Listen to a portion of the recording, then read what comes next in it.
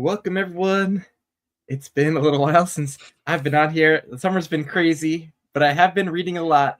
And thank you to my buddy Z for pushing me to get back on the horse here on the channel to chat about everything we've been reading this summer. A lot of the same stuff that kind of we've been reading over the past couple months. So I am psyched to get into it. How you doing today? I'm good, man. I'm good. Like that's more or less how it went. Is we've just been chatting about the books we've been reading, and then I was like, Ben, I want to see you on the YouTubes. I haven't heard your takes in a while, so I'm gonna do whatever I can to drag you on. And unfortunately, that meant that I had to drag myself on as well, so I could chat with you. No, that's great. BookTube needs more Zammar because you have some biting takes. You have come at it from different angles of being a really just huge fan of reading, but also throwing your hand into the ring, writing as well. So it's just some different things that maybe you'll notice or hone in on that I won't. So I love being able to chat about the same reads, and we have so much to catch up on. Because since we last really chatted on here, I mean, we both have read all of the books of Babel, all 4 of those. You started Sun Eater. You've gotten through Howling Dark. I also recently reread Howling. Yeah, you got through also Lesser Devil.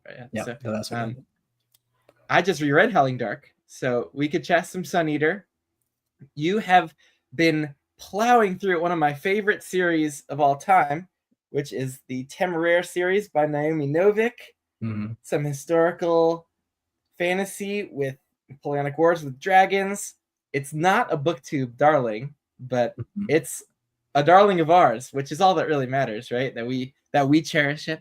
So yeah, for sure. We have that. We also just did a buddy read of Guy Gabriel Kay's masterpiece, All the Seas of the World. We both just finished that literally a couple days ago. So you know what? There was also I was just remembering, but earlier this year, I don't think we talked about it. I also read a bunch of Shadows of the Apt.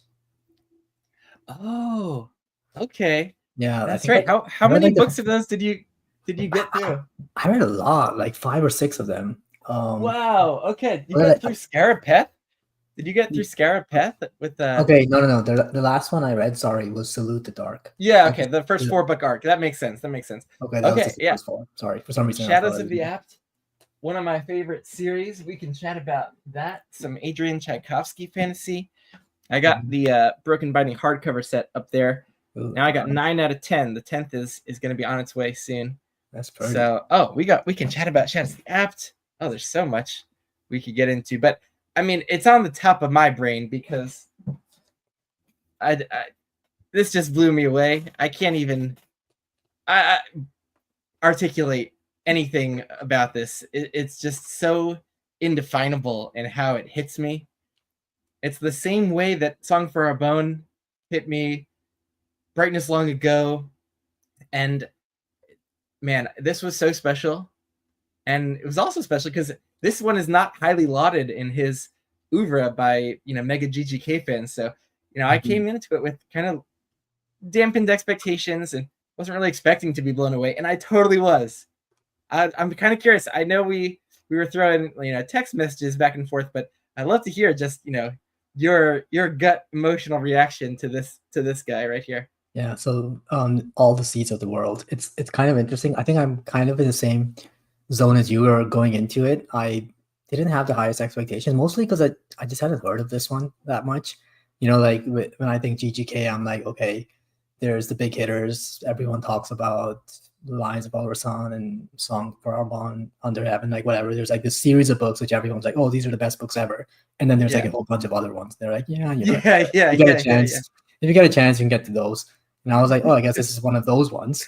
So I 100% had like relatively low expectations.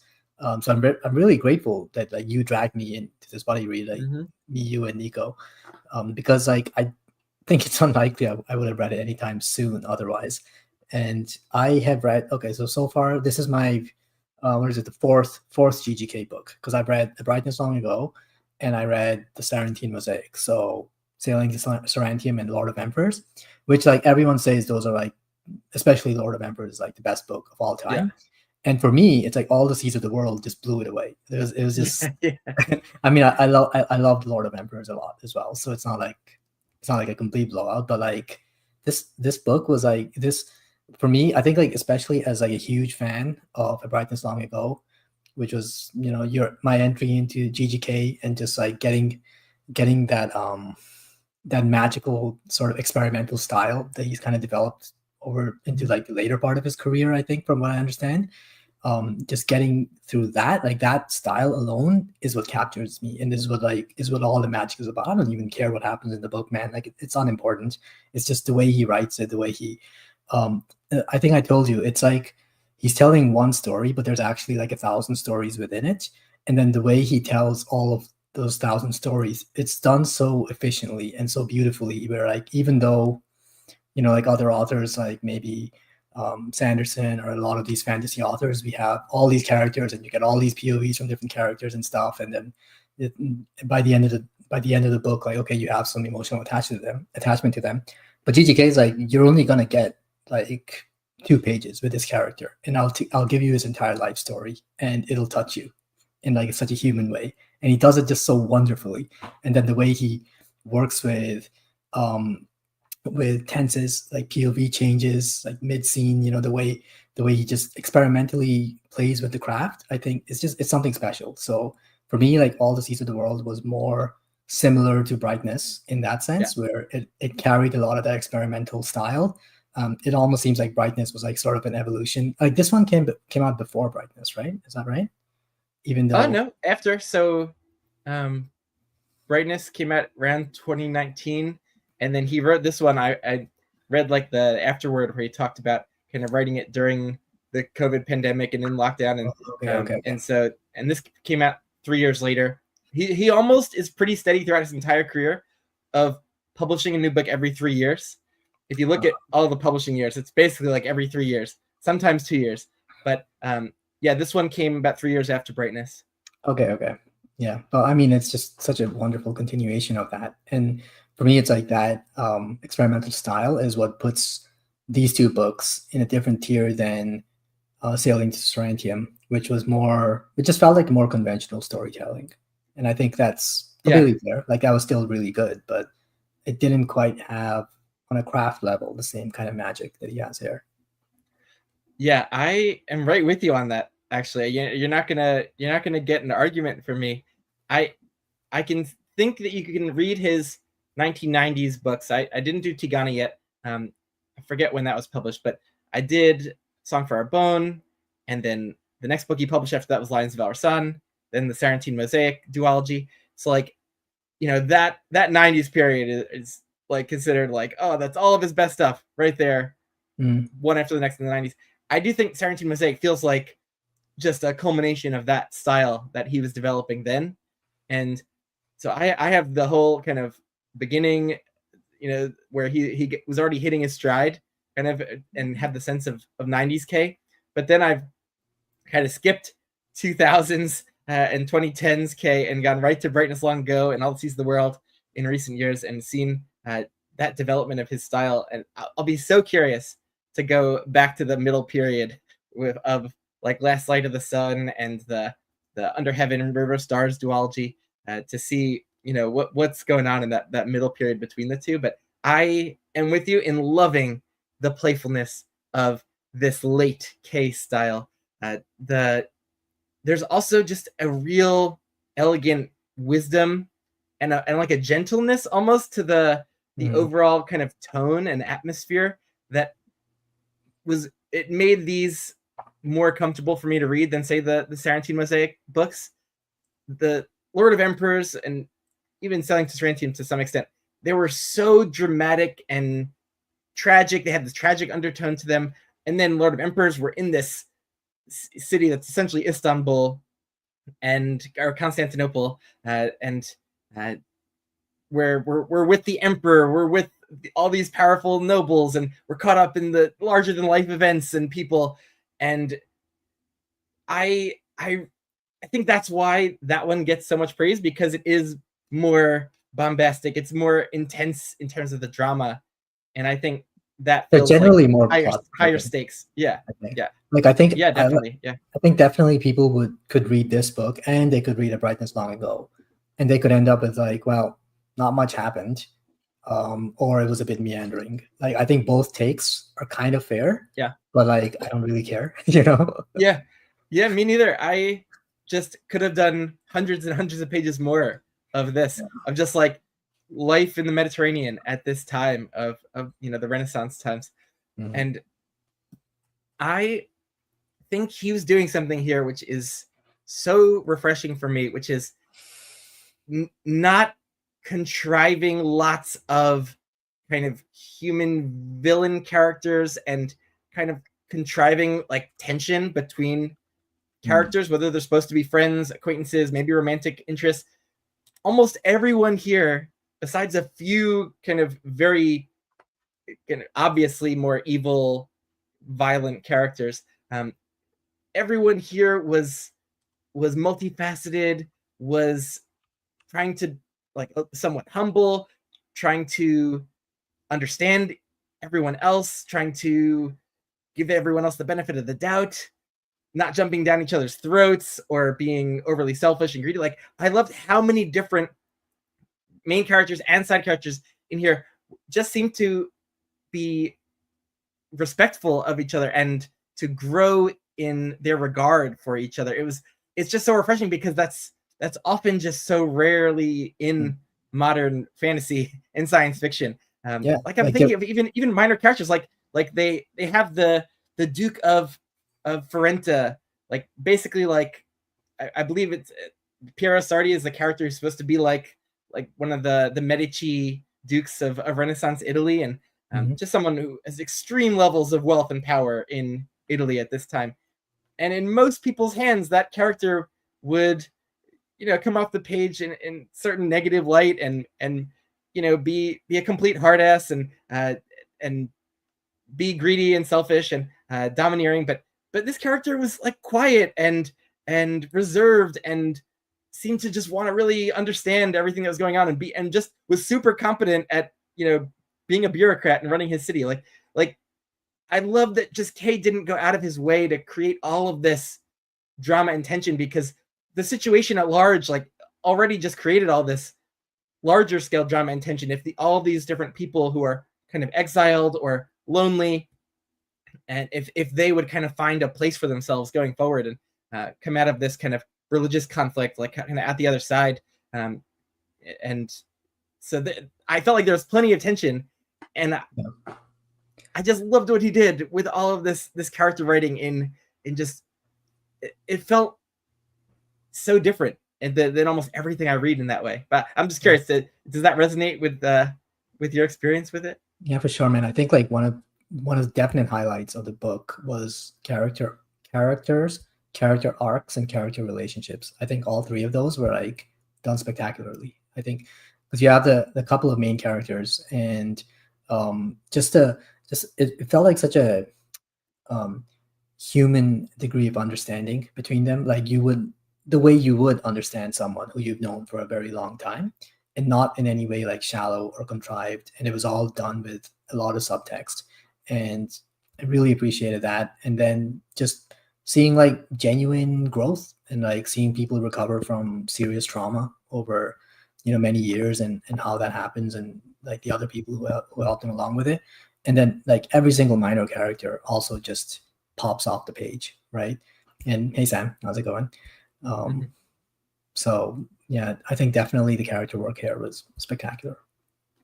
Hey Sam, welcome. Yeah, we're just gushing about this very recent Guy Gabriel K read, which is criminally underread. Like, I I just don't really get why more recent K, Brightness Long Ago, All Seas of the World. When we read Children of Earth and Sky, we'll probably say the same thing about that one. But these are kind of his least popular, and he should be in the prime of his literary fame right now, releasing these late career masterpieces that are I mean, I think they're crowd pleasers. I think almost anyone who reads lit fic, historical fiction, or fantasy I think that the appeal of these is broad. They're not overly dense, but they have this lyrical elegance to them where I think most people find it easy to get into them and just appreciate it in ways that they don't normally appreciate their modern fantasy reads. I think they have broad appeal.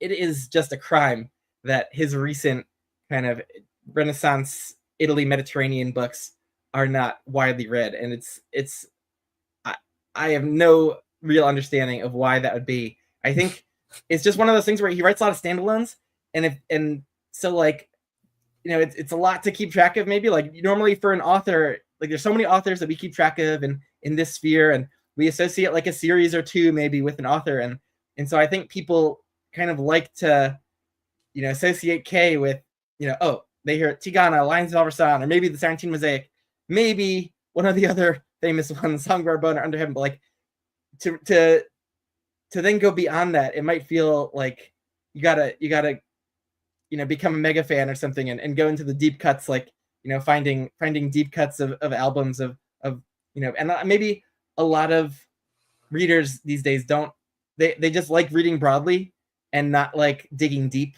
into to authors oeuvres, and I do think maybe that's something that's going on, but it's such a shame, a shame, because he doesn't have that many books, and I know you got to savor them all. And I think like for most people, like you hear about an author and you're like, oh, I'll check them out. Then you read like their most famous books, and then you hear about a different author, you get distracted, you go in that direction.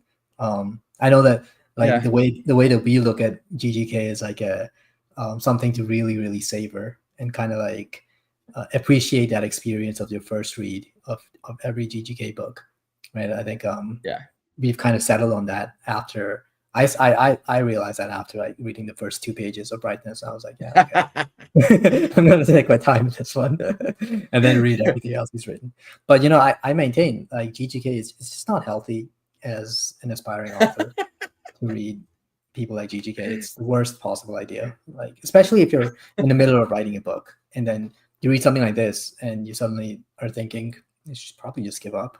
Like, what's the point? No, you won't be able to come close to him if you don't keep going and practicing. So you gotta just put in those hours of grinding and aspiring to produce something. But most people aren't gonna try for the same exact kind of style and tone as this. So unless you're going for something in the very similar vein, like most people are happier with more standard style prose or narrative structure and perspective, and so keep doing your thing, keep doing you, and don't compare yourself to this guy, because he's a savant. I think this is uncommon because it's the type of person that can produce things like this.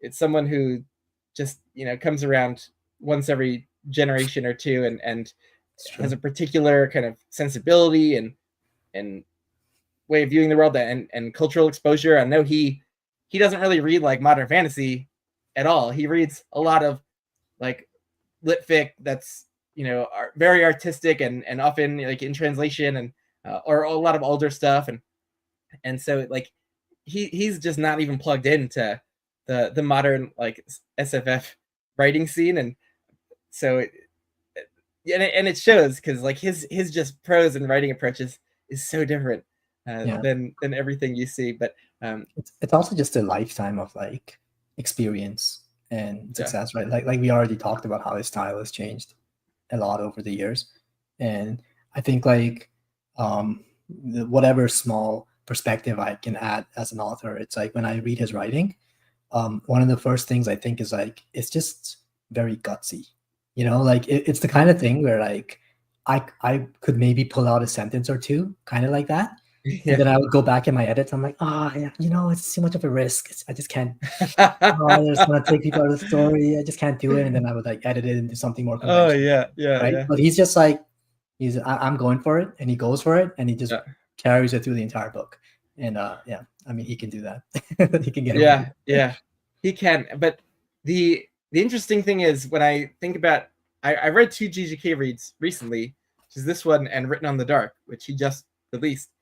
And this one, even though he can be so efficient, in bringing characters to life in a few pages.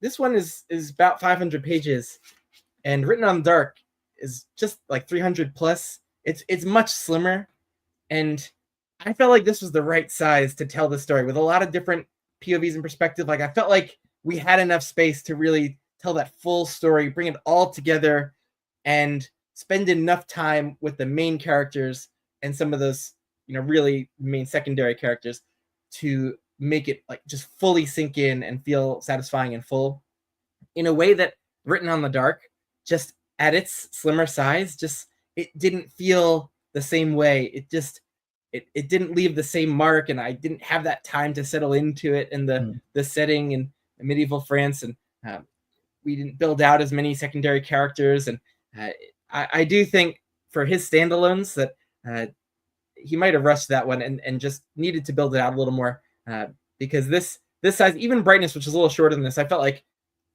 but still quite a bit longer than Written on the Dark. But Brightness maybe felt like the shortest we could go with one of these standalones and feel like really just fully satisfied with that time we spent with it. So I'll be curious to see when you read Written on the Dark if you felt like it was just lacking a little heft to match the kind of other masterpieces that he's read. I still loved it because the writing quality, the sensibility is still there. A lot of the same narrative tricks that he's doing in here and in Brightness are also there, but I just wish he had built it out a little more, or spent a little longer on it. Or Bridger from Library Letter he has hypothesized that he had to rush to get it out for a publishing deadline, and that maybe there were sections that he had planned to put in that ended up not making it into the final draft.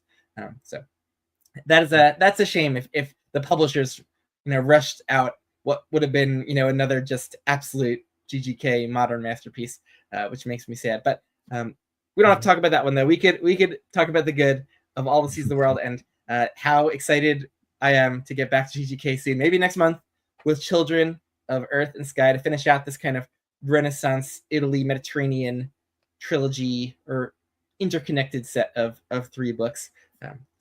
So excited. That was our GGK buddy read, but we have so much to get to. I want to get to other stuff.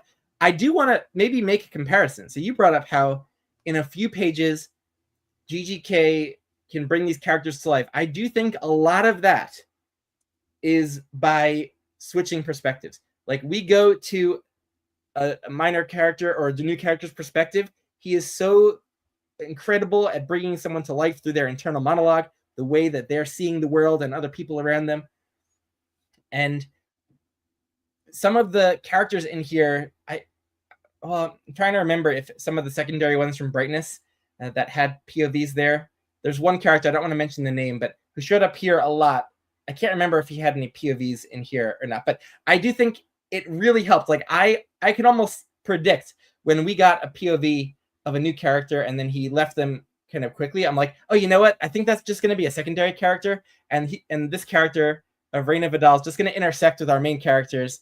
But I was like, ooh, now when they intersect, that scene is going to really jump off the page because we had that character's POV for just a couple pages. Like that's an incredible trick, and it shows you that writers don't necessarily have to just limit themselves to the one POV or just their main POVs. Like they can jump around, they can create a separate POV for a couple pages, and it can work wonders. I do want to compare that though to Chris Ruocchio's approach in The Sun Eater. So all these novels are single POV, retrospective, first person from Hadrian the Storyteller. And I would bet that you weren't fully in love with the voice of this narrator, the maybe the one note of it, not getting other characters fleshed out very well. And you read The Lesser Devil though. So you saw Ruocchio work in another POV, and you could see that Crispin came to life in that book. And if you read a lot of the other short stories that he wrote from other POVs, it's incredible. Like characters from the main series that were pretty two-dimensional or that you didn't have a good feel for, that were kind of indistinct. Like, boom, he does the story from their POV. And like, oh my God, I care so much more about this character now. Like Ruocchio did have the sense of this character as three-dimensional or fully fleshed out, but it didn't make it into the Hadrian narrated and literally written books, and I wonder how much of that is one intentional that but I don't really think that's intentional. I think that if he could have fleshed out a lot of the secondary characters better through this style, he would have, and that I think he tried, but I think he gets just so when he's writing. This is my psychologizing of Ruocchio. I think that he tries to inhabit that POV so intensely that he is looking so inward to try to plumb the depths of whatever POV he's writing for, that he has a hard time kind of zooming out beyond their minds and putting the spotlight on the others around them. And I'm rereading this, and I'm already most of the way through Demon of White, and I'm still amazed at some of these characters that are close to Hadrian that we know almost nothing about them. I have no sense of their personality besides that they've just been kind of hanging around Hadrian. And I'm like, wow, like why are like most of these secondary characters just names on the page, whereas like he does bring a couple of them to life. Like, you wouldn't have met some of them yet. Actually, I want to talk about it, but it's mostly past Howling Dark that he brings a couple secondary characters to more vivid life. But like, okay, from just Empire of Silence, Gibson from the beginning, I thought Gibson came onto the page fully formed, and we got this real vivid sense of this three-dimensional character that Hadrian's interacting with. But the other characters, maybe you could tell me what's going on from your writing perspective, but he doesn't give them enough lines. He doesn't spend enough time with having Hadrian interact with them or bring out their personality. I don't know. What do you think's going on where it feels like a lot of the world beyond Hadrian is just like indistinct or not fleshed out in these first couple Sun Eater books? Yeah, I feel like I'm on risky territory here because I think if I'm like too honest about my opinion of Howling Dark, I might get lynched. So I have to be careful. As it's become more widely read, there's plenty of people that bounce off it, that criticize. Like you're even if it was fully beloved by literally everyone, you'd be well within your rights to hold your well-earned opinion and take. Well, so go for it. Yeah, I mean, I'm making it sound worse than it was. I think like what you were saying about Ruocchio basically inhabiting Hadrian's POV, I think like that only kind of half explains it, because we also like Hobb does the exact same thing with Fitz, right? I think like the Fitz books are she's like very much in Fitz's head when she's writing those, and she kind of takes us on that journey. And yet I think most readers of Hobb feel like a very strong connection, not necessarily just to Fitz, but to the side characters, right? To Burrage, to Ketrican, to Night Eyes, and to all of those other characters. And I think a large part of that is partially just what they end up focusing on. I think Ruocchio puts in a lot more action scenes. I think it's generally a little bit faster paced. It's more plot driven, broadly speaking. But I think the main issue is like he just with his character relationships, I feel like there's a bit too much telling and not enough showing, right? Like it's one of those situations where we see very few interactions between Hadrian and Switch, or Hadrian and what was her name? G Nancy. I'm forgetting her name. Like, we see almost no interactions, right? But what we do have is Hadrian telling us, "Oh, he was my best friend. Oh my goodness, I was devastated. He betrayed me." And I'm like, okay, like I'm not devastated. Like like the betrayal didn't hit me that hard because I didn't feel like I ever made that friendship with Switch, if that makes sense. Or whatever, whoever else I'm talking about. Don't want to get too much into spoilers. So things like that is like where it felt like he maybe that is part of just the framing narrative style, but I don't think it has to be that way. So I think like he just didn't quite emphasize the relationship building, the conversations, the dialogue between characters as much as someone like me, a reader like me, might have wanted him to. Yeah, I've been noticing that a lot more on the reread. On first read of when I binged the first 4 Sun Eater books, with the 5th one close behind, I was so just swept up in the story. It hit me at the perfect time. I just loved everything about this particular story, and just loved Hadrian as the main narrator, the only narrator in the novels. Hearing it through his voice and seeing it all through his eyes I found so compelling, and I was just so immersed in it all that I was just swept up. And all of these, when we look at it more analytically, they do seem like things that generally would be kind of weaknesses in the books. And I think if you're swept up, if you're just immersed in a story and having a great time with it, and that it's easy to ignore a lot of that, or just not care too much Yeah. about those faults or downsides. But Yeah, like if you are like enchanted by the world building, by whatever crazy eldritch horror things are happening, and you're like, whoa, that's so cool, and you like the sci-fi elements, and you like the plot, then I don't think you would notice as much. But I mean, usually I feel like maybe it's just a mood thing where I'm just not in the mood for that kind of reading at the time when I read this book, or I don't know, maybe tastes change over time. But like for me, it's like I think relationships and characters and interactions and dialogue are really, really key to enjoying a book. And like ultimately, I think a big part of it is just whether or not you like Hadrian, because I think, I mean, at least Howling Dark, Empire of Silence wasn't as bad for this, but Howling Dark felt very bloated with just his melodrama, right? Yeah. Like there Yes. was just there's so much Yeah. like internal monologuing, which feels unnecessary. Every time it happens, it interrupts the scene. Every time it happens, it's adding word count that could have been used to like develop those relationships more or whatever.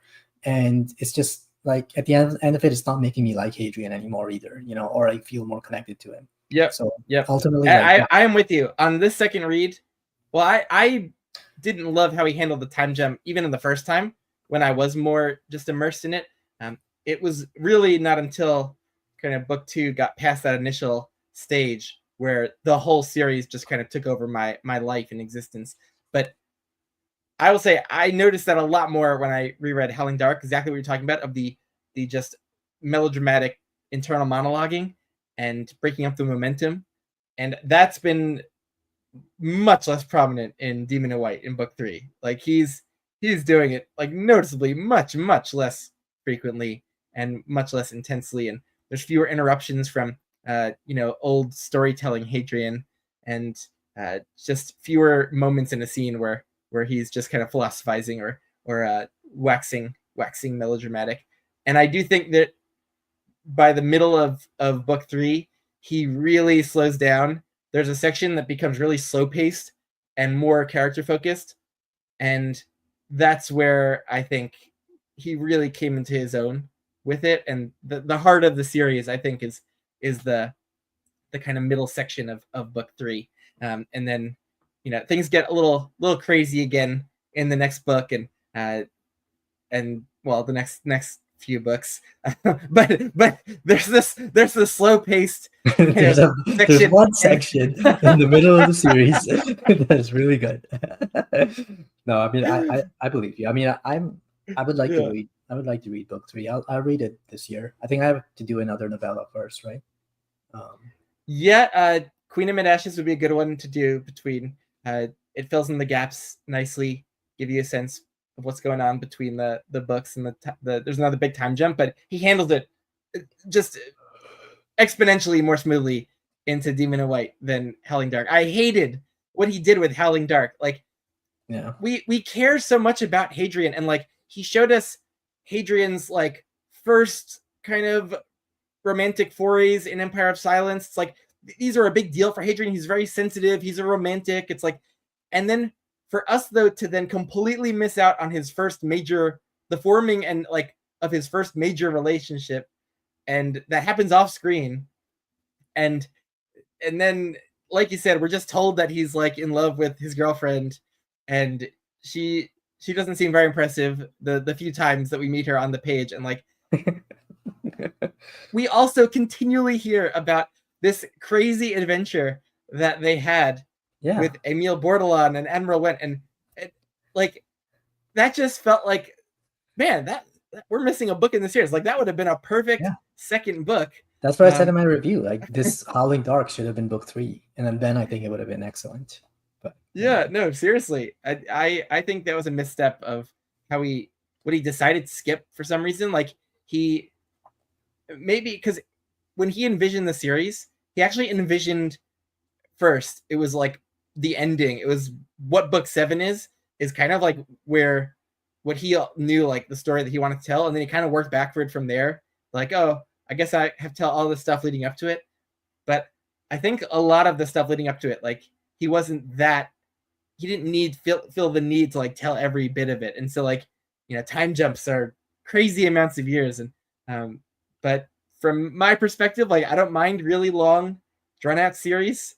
I can do 10 books, 15 books, 20 books. Like I like having more of it on the page rather than having to just hear about it or imagine it. So yeah, that's Sunny's a little. I wish it were maybe a little different, a little bit more built out, more books, and maybe a little different. And but what's interesting about Howling Dark is a lot of people's like favorite in the series. Like there's a lot of people that just go crazy for that eldritch horror kind of sci-fi feel, and when it goes that direction, like it is pretty epic in some of those scenes. Like that, there's that epic middle chapter in Howling Dark that is so much longer than like every other chapter, and like I felt Ruocchio really flexing You showed me the create. formatting on that too. Yeah, That was pretty yeah, interesting. yeah. So they played around with that, which is cool. I think, yeah, I mean, like I said, there's definitely cool things in there, but it's like a matter of how invested you are in the story and the characters to whether or not you care, right? So Yeah. And speaking about, for a segue, characters who get you to care, you went from Sun Eater and All This Is World, and you're like, what could I do after Gagavra K? And you went back to Temeraire, or where is it? Temeraire. You're in book 8 of 9 right now. I don't You've want been to going end. through the whole Temeraire series.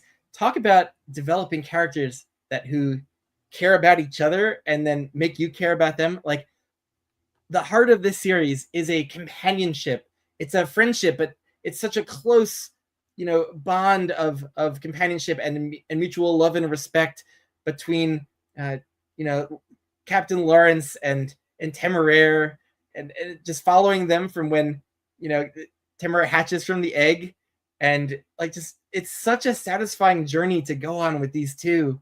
I know. Over all of their journeys and travels, and there's something just magical about Lawrence and Temeraire together. And of course, like I've talked about how GGK didn't do a lot of contrived antagonism between characters, and like Novik eventually contrives an amnesia plot to, which you're experiencing right now, to manufacture some character tension.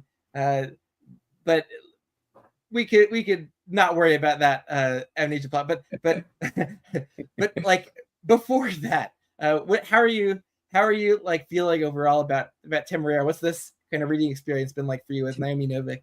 It's just my happy place to tell you Yeah. the truth. I mean, it's not the same as like GGK where every page is blowing my mind or anything like that. It's obviously nothing like that. It's just so comfortable and cozy, like I just put it on audio because the narration's great. I just get to chill with my buddies, Temeraire, who's very funny sometimes, and Captain Lawrence, who's he's an officer. He's serious sometimes too, but it's always nice. And they're friends too. And there's like a colorful cast of side characters, and I love like the silly like childish arguments they have, and all the little banter, and then like just her writing style is just she does such a wonderful job of evoking that sense of era in that time. Like this is the Napoleonic era, and she does such an amazing job of just evoking that sense of time using prose, but then never making it feel too heavy or hard to understand or hard to read or anything like that. It flows beautifully. Like these books are so well written. Like I admire her so much as an author. And that's a magic act, because like if you go back and read novels written from this time of 1800, like the language is pretty dense for us modern readers to get through sometimes. And she's not writing like it doesn't feel like the same style of those older British books if we actually read them. but it's easier to digest than that would be. But it has the feel of it. Somehow it gives you that feel of evoking the time period with, like you said, being still easy to sink into and digest. Like it's some like crazy magic act that she's pulling off with the prose here. Yeah, because it's not just completely, subsuming the style of like a Jane Austen or other writers from that time period. So, but it feels like she makes it, the feel of it, a little bit more formal and archaic, and just enough with the language choices. And you have to be really careful too to avoid any like slang and modernisms that feel like they're like 21st century jargon. Like you have to be so careful to help have people stay immersed in that older time period and feel like. So it's a magic act that she's pulling off with the prose. I think it's absolutely stupendous. The writing, and it was so easy. I read these so quickly the first time, and I did my reread of the first 5 by audio, and Simon Vance is great with it. And I just flew through all 9 in like 2 weeks when I did it for the first time. Like I could not put it down. I was so gripped. It was so easy to read, so easy to get through, but really polished writing that evokes that earlier time somehow, while still being easy for us to digest. So I don't know. She's a magician. She is, amazing, incredible, and Temeraire is such a wonderful main character to spend time with. Like I love having these very highly intelligent, highly verbal dragons who are like almost children in like their straightforward mindsets and like very kind of naive, innocent morality and sensibility. And the fact that they're also like these vicious war machines that are being exploited, like there's all this interesting tension going on with the dragons, and they're growing into their own like cultural consciousness and political consciousness, and their relationships with their humans, and like everything about it. I felt so it was interesting and cozy and compelling and deep character work, but like there's nothing like it that I've read, experienced, elsewhere. 100%. And I mean, it's deep character work. There's thematic depth to it too, but it's also very understated. You kind of see how dragons are treated in different cultures and like a lot of cultural things.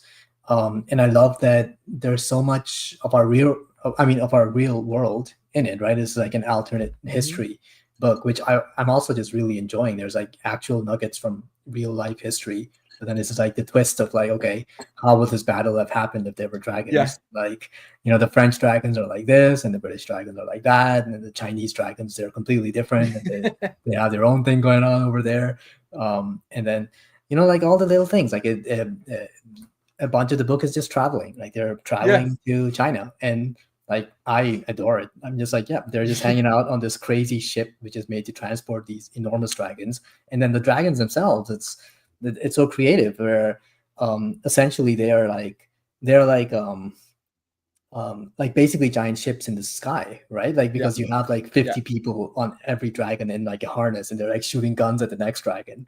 And you're like, and they do boarding operations, and like they board each other and stuff like that. All these tactics that are similar to like shipboard fighting, naval fighting. Yeah, it's 100% an extension of naval fighting, and it's just, I mean, I can't imagine a single Dragon Rider fantasy that I would enjoy more than this. This is just like the perfect Dragon Rider fantasy. I can't think of anything that. And what she does with it is so genius about how all the dragons aren't just like the same. So like in Song of Ice and Fire, essentially all the dragons have the same capabilities of, in that world, they go around and they can use their fire breath to raise cities or destroy armies, and they can fight each other with their fire breath or their claws and stuff. Like all the dragons are essentially the same. It's like which one's bigger and stronger. But here there are different types. There's the small agile flyers. They're the big behemoths. They're the ones that breathe fire, the ones that breathe acid. Like the fact that there's all these different ones, it gives you so much more variety in terms of the the overall kind of strategizing with how to approach using them with your military, the just the individual scenes, I think, have all these extra interesting dynamics to them and moving parts, compared to, like, you know, if all the dragons were just kind of like the same, similar size, or exact same capabilities. So like I'm with you. Like I haven't read that many other dragon heavy things, but after this, like the standard that this one sets, like I haven't been quick to pick up, like, you know, Anne McCaffrey's Dragon Riders of Pern series. Like that's a classic in fantasy, and you know, I just have a hard time believing it's gonna hit the spot like this one did. Or but so yeah, this sets a high standard for how to integrate dragons in,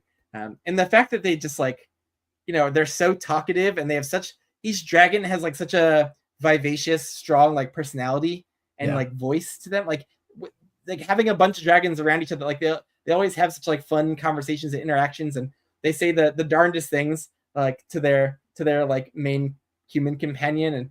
And man, and but then there's like all this depth too. Like there'll be these hard hitting emotional scenes, and you know, so there's this mix of more like cozy, then there's this high action and really intense dramatic war scenes.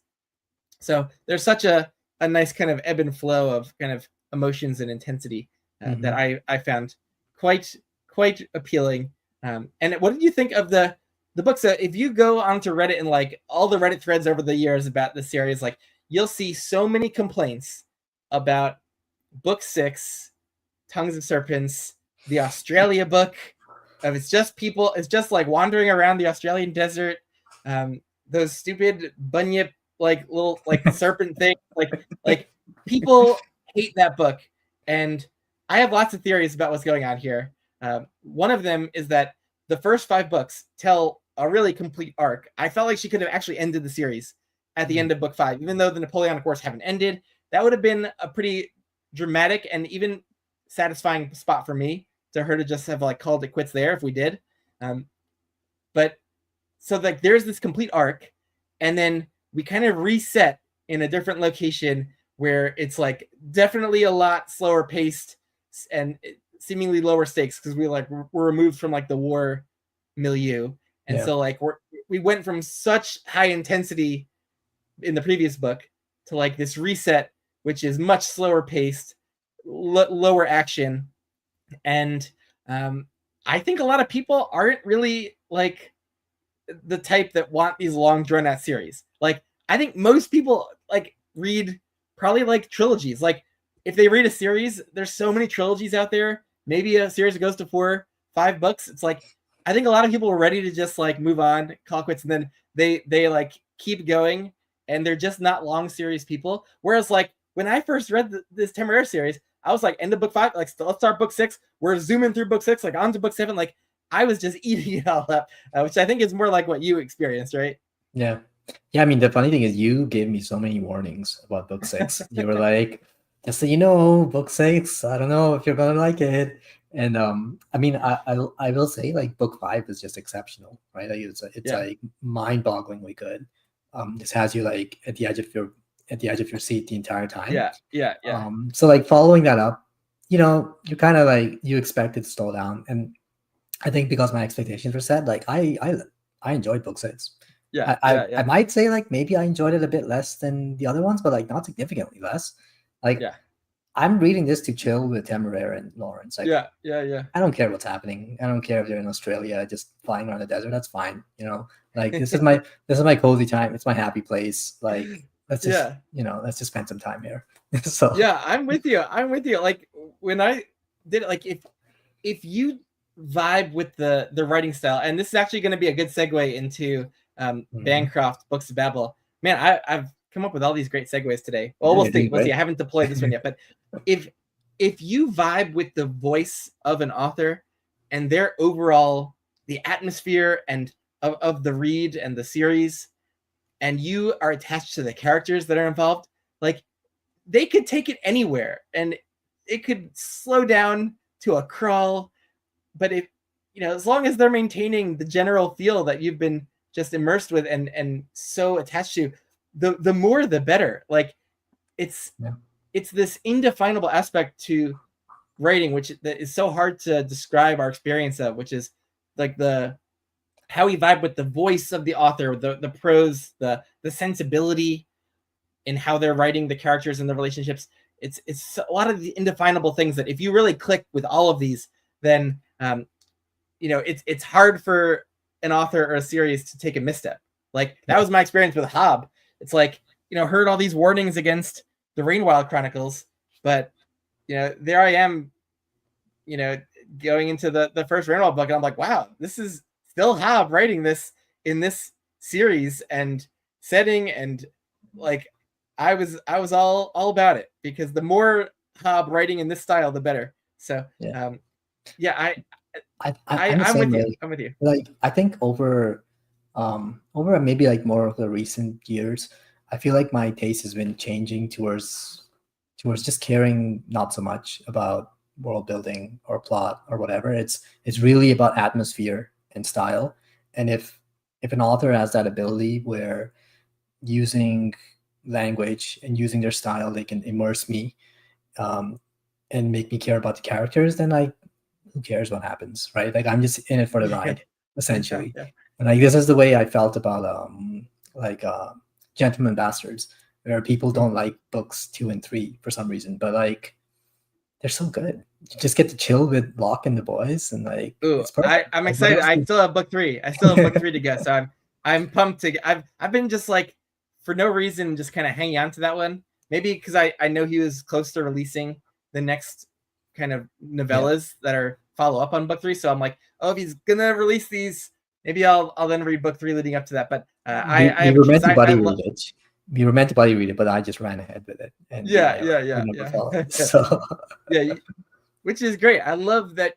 I'm the same way. I just can get obsessed with a writer and a series, and there can be no greater reading experience than just continuing that time with them. Like when it's clicking, when it's working, like just keep it going. Like do the binge. Like I get so frustrated looking at a lot of booktubers, because I follow a lot of people, and like I just think there's this weird booktube convention to not do binges of like one book max like a month in a single series, right. and needing to like spread out your reading among different authors and series. And like I think a lot of people are missing the boat on like maximizing their reading lives, because like when you start to dilute your experience with a series or an author by like you're reading lots of other things at the same time or putting things between it, like I definitely find it harder to then get back to it. And once I was in a role, it's like keep it going, and I'm never going to be as invested as I am at that moment when I'm already have momentum with it. It can be fine coming back, but it won't be as intense if you just stayed with it. And I like to, because when I'm just binging, like I'm not reading one thing and listening to another. I'm doing listening the same book. I'm reading when I'm picking up physical. Like I like to be double down, because I'm not dividing my attention. I'm not watching TV shows. I'm not watching movies. Like the only story that I'm consuming for those weeks is that one.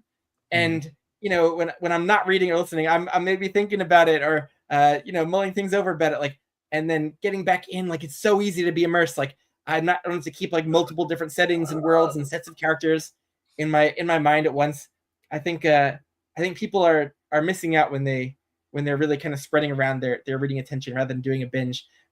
So I know we're on the same page about that, because we completed the Books of Babel binge recently, right? Did you binge all 4 right in a row? Or there was a break somewhere in there, maybe? I took a break after 2, so I think I did 1 and 2, and then I took a break, and I did. I don't remember exactly. It might have been like 3, and then a temporary book, and then 4 or something. But like basically so pretty 3 close and together. Pretty close. Very close. And speaking of an author with a unique voice, someone who creates an atmosphere, I thought, wrong hand.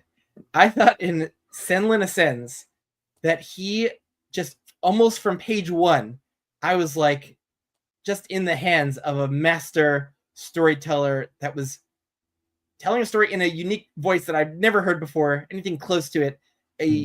the world he was conjuring felt so interesting and fresh and strange, and I Yeah. just wanted to learn more. And there's so And much like wit to it, to his voice as well, yeah, and like just this casual, I guess, airiness.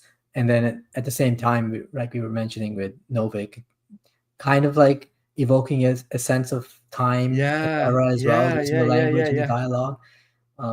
Yeah, just it's such entrancing, right? Entrancing writing, you know. Both, yeah. We'll go with both on this. Yeah. But he was so good at evoking that style, and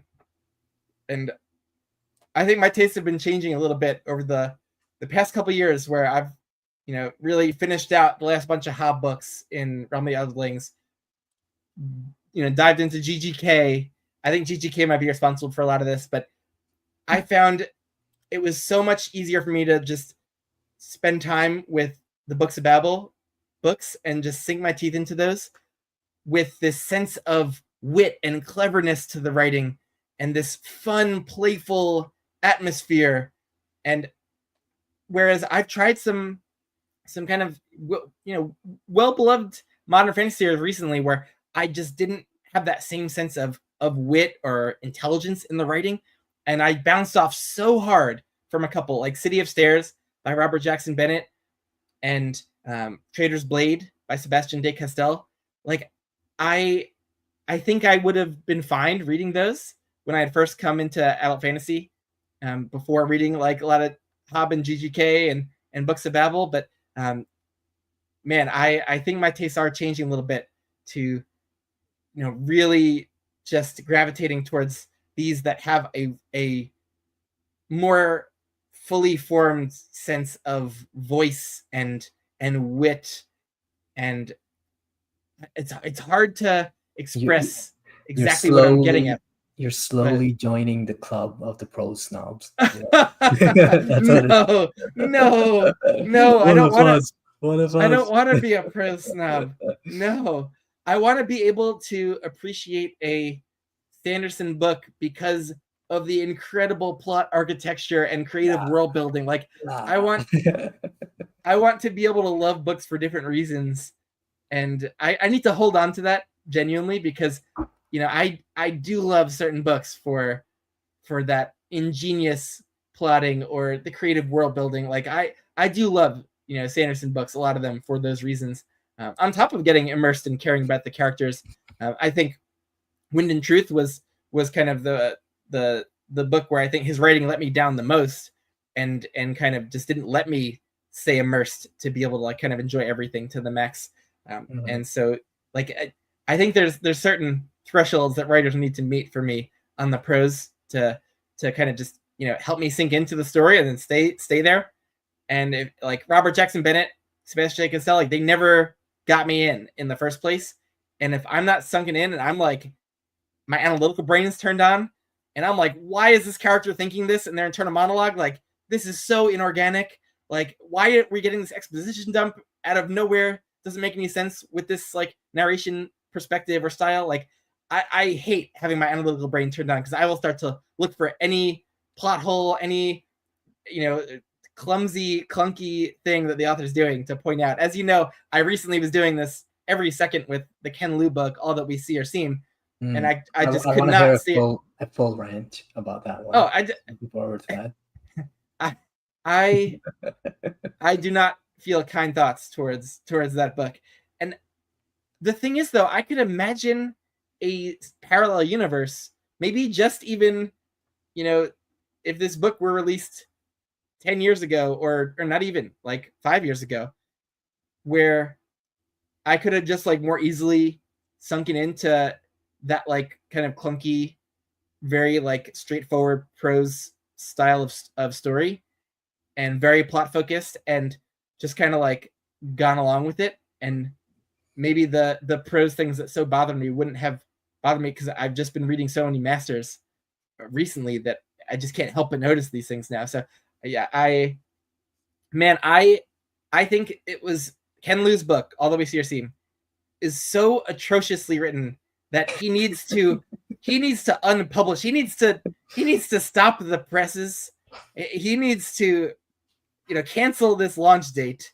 Like, he's gonna set his career back in a major way by the release of this book. Like, I think this might not happen. By the way, I could be just way off in terms of the reception this book is gonna get. Like, I, on the whole, liked Dandelion Dynasty. I never fell totally in love with it, but I appreciated a lot of that series. I thought even in a lot of parts it was written fairly elegantly, and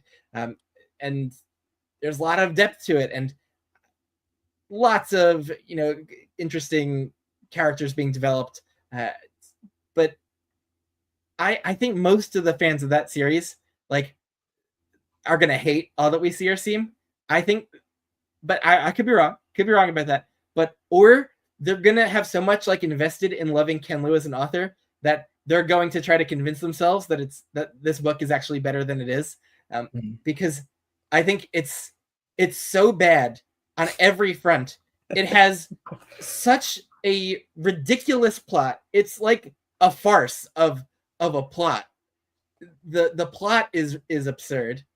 The secondary characters are all utter cardboard, and the villains are the cheesiest B movie, C movie, D movie villain characters I have ever seen on the page. And this is from someone who is extremely intellectual and intelligent, like Ken Liu, and like I don't know what is happening with this book. Like his editor needs to be fired. First of all, like, how is this editor making a career editing books and encouraging him to expand this from a novella into a full-size novel? Like, this editor obviously loved everything about what he was doing here, and every instinct of this editor has is wrong. So like, yeah, I love it. But so this book is a disaster. So we will see, though. We will see if I just clashed with it for very subjective reasons that like most people end up not having issues with, or if I am a harbinger, the canary in the coal mine for what's to come when this book releases. I'm so happy that I didn't pay for it, that I got an e-arc. Like, I actually didn't mind reading it because I had it on my phone where like I would be out and about with my wife, maybe like shopping a little bit, and I'd have all this like spare time where I was just standing around and I could just read it off my phone. So like it didn't get in the way of like other reading. So like I didn't have like an opportunity cost with it. I just think it's awful. Like it's so bad. And I enjoyed the screenshots you were sending of these like out of context passages, which made me kind of cringe a little bit. And I was like, I can't quite imagine a context where this doesn't make me cringe. But I guess one of the things that is now bothering me more than anything is when I feel like an author doesn't have command of the perspective that they are choosing to write with. Like if it's omniscient, like great if that's kind of consistent, or if what you do what GGK does, where it's kind of these like very discrete, like usually it's limited to a single POV, and then we kind of have at the end of a chapter or a part of a book, an omniscient aside. And I feel like that's done so elegantly, whereas Liu was just like moving between limited and omniscient, like kind of just like at random, and it was sometimes hard to even tell which kind of he was deploying at any given moment. And if it was limited, there would be so much just inorganic inner monologuing, but it didn't a lot of times feel particularly omniscient either. And I hate the thing that I just can't stand nowadays is, and this is what Sando kind of pissed me off with a lot in Wind and Truth, which is you are in limited, so we at least have some command of perspective in terms of like the author's choosing to do a single POV for a chapter or a whole section or some pages, and we're getting description through their eyes or their internal monologues. But there's so much over extended internal monologuing, and this is what you're talking about with the Sun Eater books. But like at least in the Sun Eater, it's accounted for because he's writing the story of his life like retrospectively. Yeah. But when it's kind of just you're giving the in the moment internal thoughts of the characters, like the less is more with that. Like you don't need to constantly have someone thinking through, all of their emotions and why they're feeling this way and their backstory that led to this moment. Like, people do that occasionally, maybe, and that feels organic, but to do it continuously and have every character doing that in their own perspectives, like Sanda did a Wind of Truth, like, Yeah. it feels so clunky, so inorganic. And So GGK, it's so tiring, man. It's as if you're trying to read a book with an anchor attached to your leg. You know, like you can't get into anything because you're constantly getting dragged down by like this stupid internal, like, get over it, Kaladin, like kind of thing. Yeah. But it just is like repetitive too. Like, GGK, you made a comment somewhere like that GGK is so elegant with it because, like, he doesn't give you that much description or of a character or even their internal monologue, but like the bits that he gives you are hard hitting, and it's like enough for you to form that fully realized picture. But it's never overly much where it gets like tiring or repetitive. Yeah, and like that applies to what we're talking about with introspection, is like what a character is thinking. You need like one line with 5 words, and that's all he gives you, and it answers everything. And like, because like we understand humans, like we can relate and stuff, and that just changes everything. And then even when he's describing places and stuff, like, he really doesn't go through, like if you open a Sando book, you'll have like, you start a chapter with like 6 paragraphs of like, this is what this place looks like, and it's just like a list of descriptions or whatever. And like GGK doesn't do that. You get like one sentence, like, there were ships in this city. Okay, let's move on. I mean, he does it better than that, right? But like, it's enough. Like, you can fill the rest of the gaps in your head. And I think there are some readers who might say, oh, I can't visualize his books very well, and maybe there are some readers who require more description, and that's fair. I'm not personally one of them. I think I'm fine with everything just existing in a cloud, and I can just enjoy the story. Yeah. But yeah, so I don't know. It's craft, right? Craft is just something else.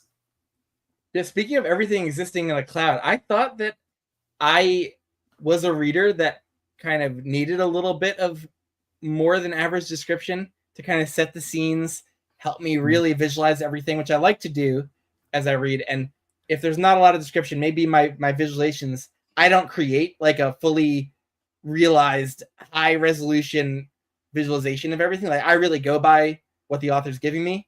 And so if they're giving me a lot, like if visualization is more full, if they're giving me a little bit, like it is like pretty cloudy and indistinct, and I'm not spending overly much energy to like fill in the blanks. But with the Empire of Salt trilogy by C.F. Iggulden, like, he gives so little world building description, so little like exposition, so little scene setting. Like, that really does feel like those plots and like their characters are living in like a cloud world where there's like the Darien city state, and then you realize in book 2, like, there's another city state like way over here, like, but this whole thing is just like taking place in like this indistinct cloudy world. He gives you so little about the setting, but it didn't matter. Like, I could still like, it's fine. Visualize enough.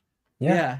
Exactly. Like, you visualize enough, right? Like, I don't know. I mean, some people really, a lot of epic fantasy readers, they want a very, very fleshed out world. I don't think I'm one of those. Like, it's just something you made up, Mr. Author. Just give me the story. That's what I'm here for. Like, yeah. I don't need your version of Middle Earth, but I don't know. That's just me.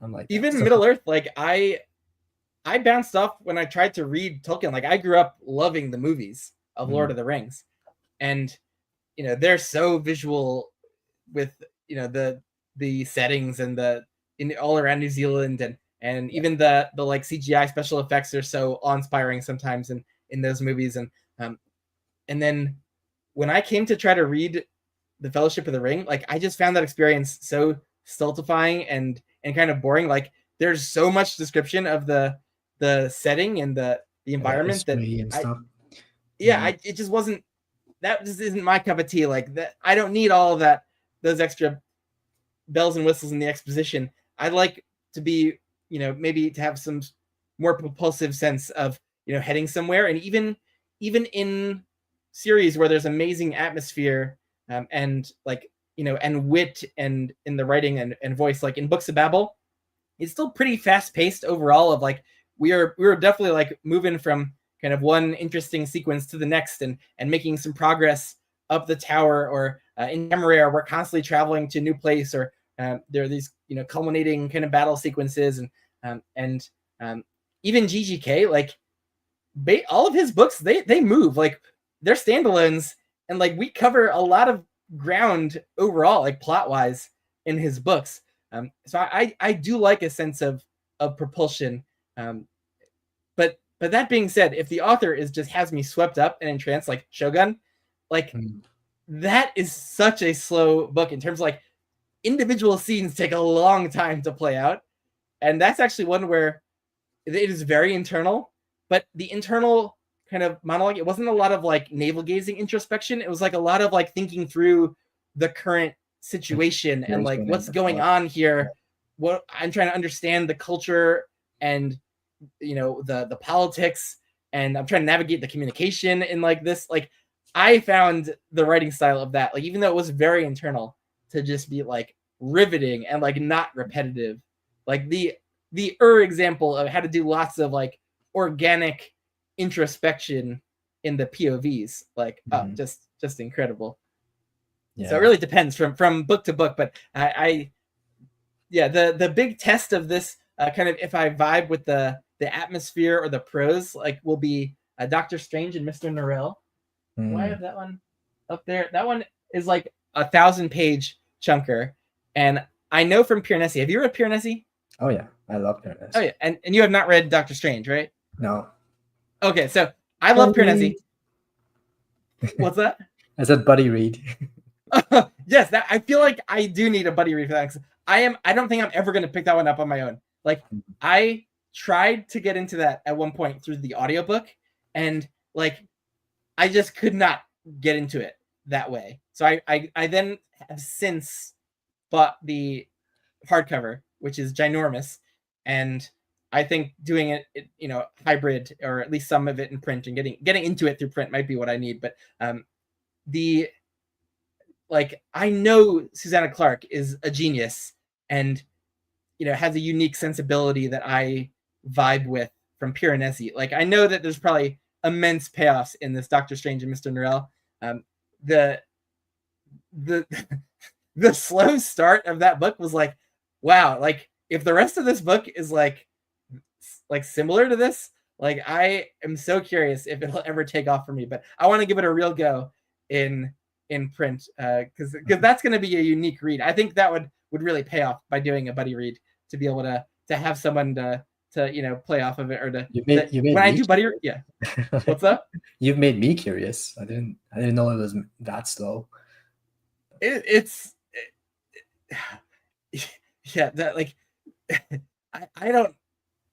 I got like fairly deep into like somewhere in the realm of like 50 to 100 pages, and I could not tell you like what is going on in this book, or like what the setup is. Like it was very interesting alternate history set in England, with these two magician characters, and the style is like leaning into the like archaic, like older British novel style, but more so than like Novik or Bancroft do.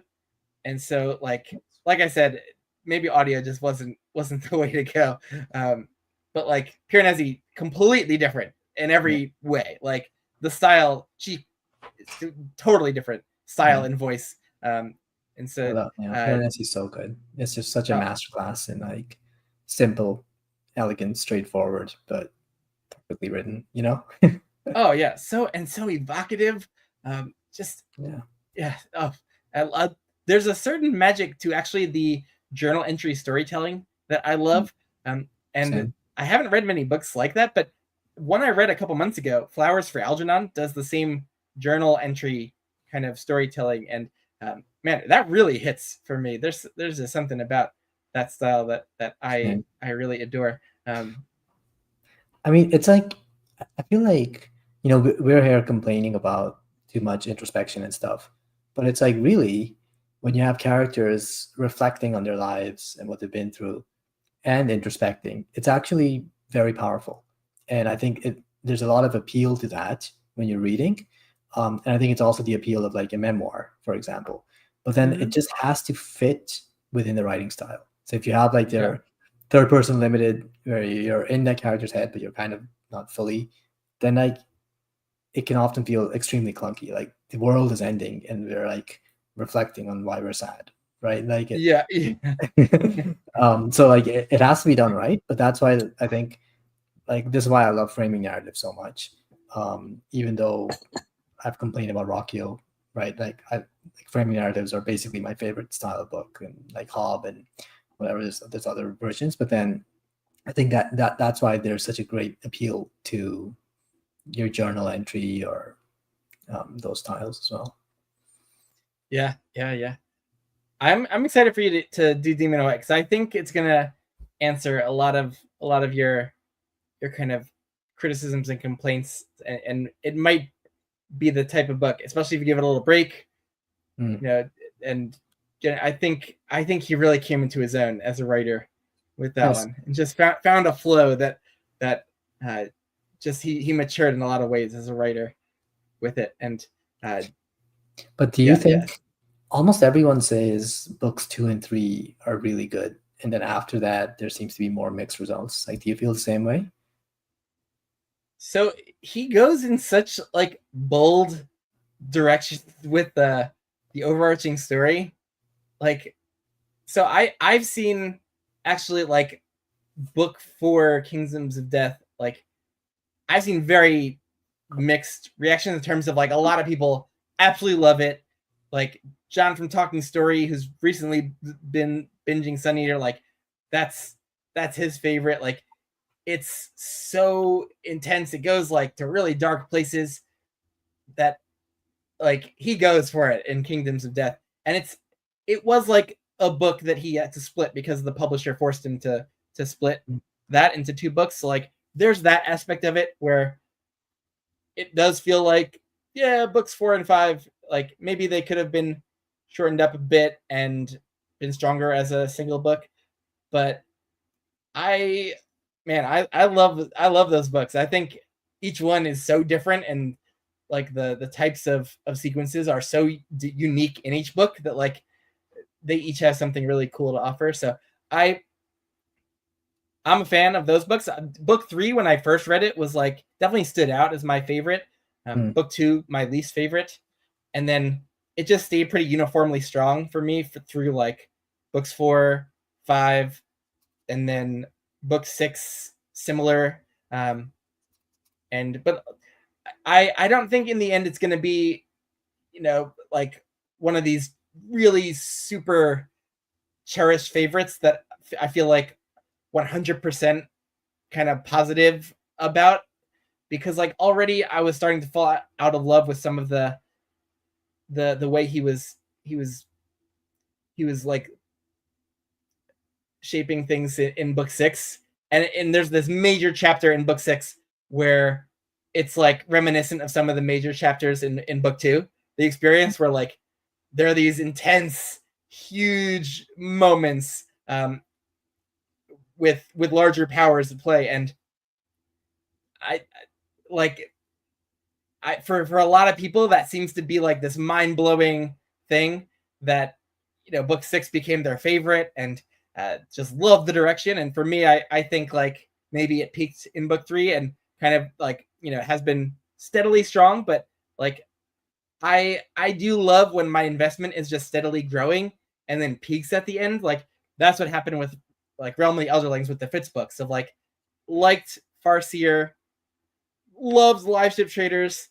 I was like even more emotionally invested in Tawny Man, and then by the end of Fitz and the Fool, we're off the chart. We're out of the frame with my emotional investment. Like that's what I want to be doing in a series. Like I just want my investment steadily growing, and reaching that emotional cathartic peak towards the end. And endings are really important to me. So I have hope that the ending book is going to blow my mind. But the fact that I didn't love some of the larger storytelling aspects in book 6 has me just like slightly worried for book 7. But I do think like there's probably going to be some awesome sequences in book 7 that he's been building towards for for his whole writing life, essentially. Nice. So yeah, I mean, I'm looking forward to it. Get into book 3 soonish, eventually. It might also just be like a mood thing. Like if you had gotten to Sun Eater when I did like 3 years ago, like maybe it would have hit like just as much, and like it is just not the exact perfect style and like read for you like at this moment in time, which I think happens. And so going back to Books of Babel, how did you feel about book 4? Yeah, so my experience with this one was definitely interesting. I do think, talking about like steadily growing like engagement and investment, that I almost had the opposite with this series. Like I was so maximally invested in book 1. Like I was so engaged by every moment, and like I just felt like the beginning part of this journey was so intense for me, as Senlin just had no clue what he was getting himself into this tower, and then is going on this journey of maturation and learning and growth and rising to the occasion. And like I just found the arc of book 1 so satisfying in just about every way, and the different sequences were so strange and unpredictable, and like just and it really changed after that. So like I feel like books 2 through 4 are like an arc, essentially, of like book 1 is its own unique like set of misadventures, and then we kind of settle in for this larger plot and kind of like set of characters and situations that really continue from book 2 into book 4. And I loved book 2, like settling into that new style for the series and like the new arc. I found also entrancing and so interesting, and building that camaraderie of the friends and the team almost. I loved it. And then it just like it steadily was just like losing my interest in book 3. And like I just found the overarching plot that it was, instead of it being more like episodic a little bit like in book 1, like we were starting to just tell this larger story that I was finding less compelling and interesting. And I still found it overall, like the writing style was maintained, the quality, the voice, the wit, like that was all there. So it was always fun and engaging, but I just wasn't loving the kind of overall antagonists, the way that he then divided up. And we can maybe discuss this gently with no spoilers, but like you have not read Wheel of Time, right? You have not read no. So like everyone basically hates book 10, Crossroads of Twilight, and one of the reasons is that we have this huge climactic moment in the previous book, and then instead of like continuing the narrative in the next book, we go back in time, and we're essentially living through the same time period as book 9, the previous book, but through like other perspectives. And then it's like different locations, and things are eventually going to converge or like have resonance. But I did not love that he did this same thing going into book 4, because like we leave one of the characters behind. Essentially, they were not in book 3, and he then starts this massive section in book 4 where we go back in time to be with that character that we left in book 3, and like it just got book 4 off to this like weird, clunky, less engaging start to me, because I didn't like this place we were in. I didn't find the individual scenes of that to be particularly engaging compared to like every other sequence like in these books. Like I just found everything about this first section of book 4 to be less engaging, less interesting. And so like he was already doing some things though narratively that had me a little bit less engaged. So like he started to do huge chunks of these books from non-Senlin POVs, and I thought those were working really well until one who's like a POV section of a kind of younger female character that like I just didn't feel that character had enough depth or interesting aspects to like really make this section hold up for me. That well, like I just didn't need to spend that much time with that younger female character in that setting. Like I feel like that could have been shortened. We could have brought in that first section of book 4, intersperse that so that this just took place all kind of like chronologically, Yeah. and then just like gotten off on the start of book 4, like where part 2 begins, because I actually really liked the direction it all went plot wise. I did think the stuff around like the Had King, like that whole plot arc antagonist, like I think was pretty weak in how that resolved, and even just like the more time the antagonist spent on the page, the less interesting they became for me. So like I 100%. almost wish he had come up with some other source of tension that was not a human antagonist. Like I so often feel like the human antagonists are like the weakest parts of fantasy stories, and I see like just some stories that don't do that, and I feel like wow, it still worked. Like we don't need the human antagonist. Yeah. So like I didn't love that a lot of like book 4 was leading to that confrontation, but everything outside of that I thought was working, and I really liked the ending section and where things led. So like it was a mixed bag essentially. Book 4 for Interesting. me. Yeah. Yeah. I think for myself, I think like in hindsight, probably I agree with you that book 1 was really the highlight of the series. Although I feel like when I was reading it, I really loved book 3. I found book 3 to be very propulsive. Like I didn't really want to put it down, and it was pretty Yeah, intense.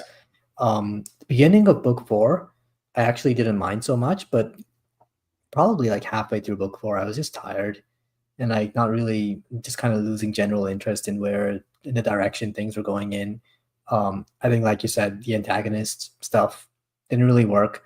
I felt like over the course of the series, the world became smaller and smaller. And Yeah, as the yeah, world yeah. became smaller and smaller, it lost so much of its magic and the things that made it interesting that like I also lost interest a little bit, you know? Yeah, the tower became small when it starts out feeling so inhumanly immense of like Yeah. it's he can't even comprehend it, that like we're just looking at some of the lower levels in the book 1, and they're so Yeah. immense and so different, and then you see how many levels there are, and like I forget which books he puts all the levels of the tower in, but did you see anywhere in the back of these books where he put like the names of every level of the tower? And there are so many levels, and Yeah. he like worked out like all these different cultures, and there are nods to them in the different books of like this culture, Mhm. that of this society, and like he had so many amazing world building ideas, but a lot of them we didn't really actually get to experience. And like the way by the end that people are like traveling so quickly Yeah, around the exactly. tower, up and down the tower, it's like Mhm. yeah, it did become so much smaller, and it lost that sense of scale and wonder that kind of book 1 had, that made it like so ultra unique of like a setting and world building. Yeah. I mean, that's exactly 100% what it was. It's like, I mean, I'm trying to avoid spoilers, right? But like it really, really shrunk down the tower, and we're like hyper focused on this like driving plot. We're trying to in like a what end of the world kind of plot, like whatever. And the characters are like hyper focused on trying to save that, and the magic of the place is basically gone now. You know, it's just been reduced to what it actually is instead of like what it could be and what you're thinking about. Oh, like I wonder what's on the level above that. I wonder what are all these mysteries that are completely unsolved. It's like we solved the mysteries now. We know exactly what the tower is, right? And all that stuff. And it Yeah, just didn't, yeah, yeah, it didn't quite have the same charm. And then yeah, uh, yeah, I mean, like the writing style was strong throughout. I enjoyed the characters. I liked the Motley Crew. I enjoyed the relationships. I think the very ending of book 4, I wasn't the happiest with the way yeah, it ended. I was like, this is kind yeah, of odd, and I didn't love yeah, like all the character resolutions either. But like, it's fine. Like yeah. it was a great series, right? Like the journey was. Yeah, I'm not gonna complain about it because what he was able to produce was so kind of uniformly strong, and it did have that consistent atmosphere and cleverness and wit. Like just I would look forward to the epigraphs at the start of every chapter. Like they would be usually some in-world piece of writing or Yeah, ephemera, and like they're I would so just be good. looking forward to those. To like they would be so hard hitting and satirical or witty or like and he had so much of that throughout the chapters too, not just in the epigraphs, but so like there would just be joys of lines of dialogue or just witty lines of description, like and it was always so unpredictable. So like it was engaging on so many levels, but there was another version of this series that I think would have been more for us, where like he made it into just like more of this episodic, like misadventured style tale of like it never even ends. Like if we could go on and write as many books of it as we can, but like it has no ending. Like we're just going up level by level of the tower. He was so amazing at like creating a unique feel for each level of the tower, and like different sources of like tension or different pacings within each section and level of the tower based on what type of people were there. And so like there's such a sense of place. And like yeah, the other thing is, like, for me personally, I was hyper invested from book one in one plot, like the plot of finding this person, right? And then over the course of the series, that plot sort of gets absorbed into a much bigger plot. And the bigger plot, which was developed sort of on the side, like they were kind of developed parallel, right? The bigger plot was the one which I didn't really care that much about. And then that's the one which kind of took over. And then through book four, it's like that's what everything's about. And I'm like, this is the one I don't care about, you know, like I'm with you. I actually, so there's a couple different alternate versions of the series that I think would have hit more for us. There's the one where it's like maybe even a shorter series. It didn't expand into this larger plot, and it was just the small scale. Let me see if I can find my wife who's lost in this crazy tower plot. And like maybe it's just a couple books or a shorter, slimmer, like 3 books or something. That could have been like episodic, and like it could have been great.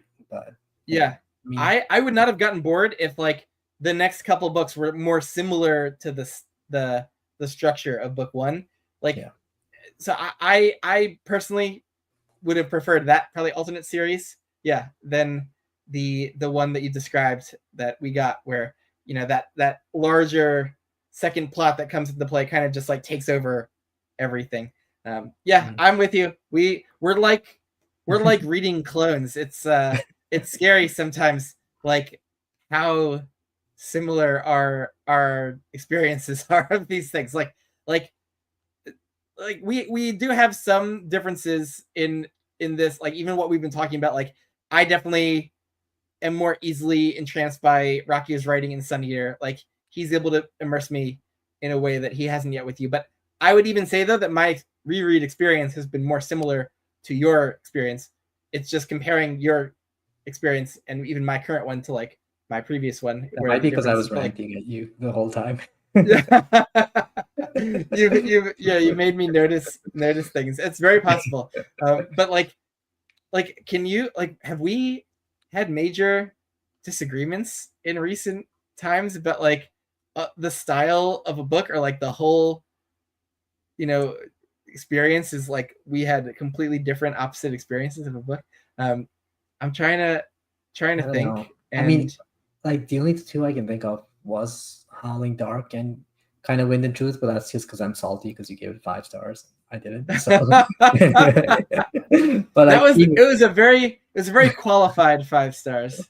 Yeah, I know. I mean, this is I think we had a lot of similar experiences. It's just maybe you enjoyed a few things a lot more than I enjoyed those particular things, which even though I said that they were positives of the book, you just rated them higher or something. Okay, that is a difference. Like we're not like actual reading clones, so we have there, which I think is nice that we don't come at it from the exact same point of appreciating everything exactly the same. So because that would be like us just talking to a mirror, and we wouldn't get much out of that. We gotta have some disagreement. We gotta have some discourse here. Like I think I primed you. Let me throw this out there. I think I primed you to dislike Wind and Truth because I was getting ahead of the read with the preview chapters, and I did not like the whole first section that was the preview chapters, like the first 2 days of Wind and Truth.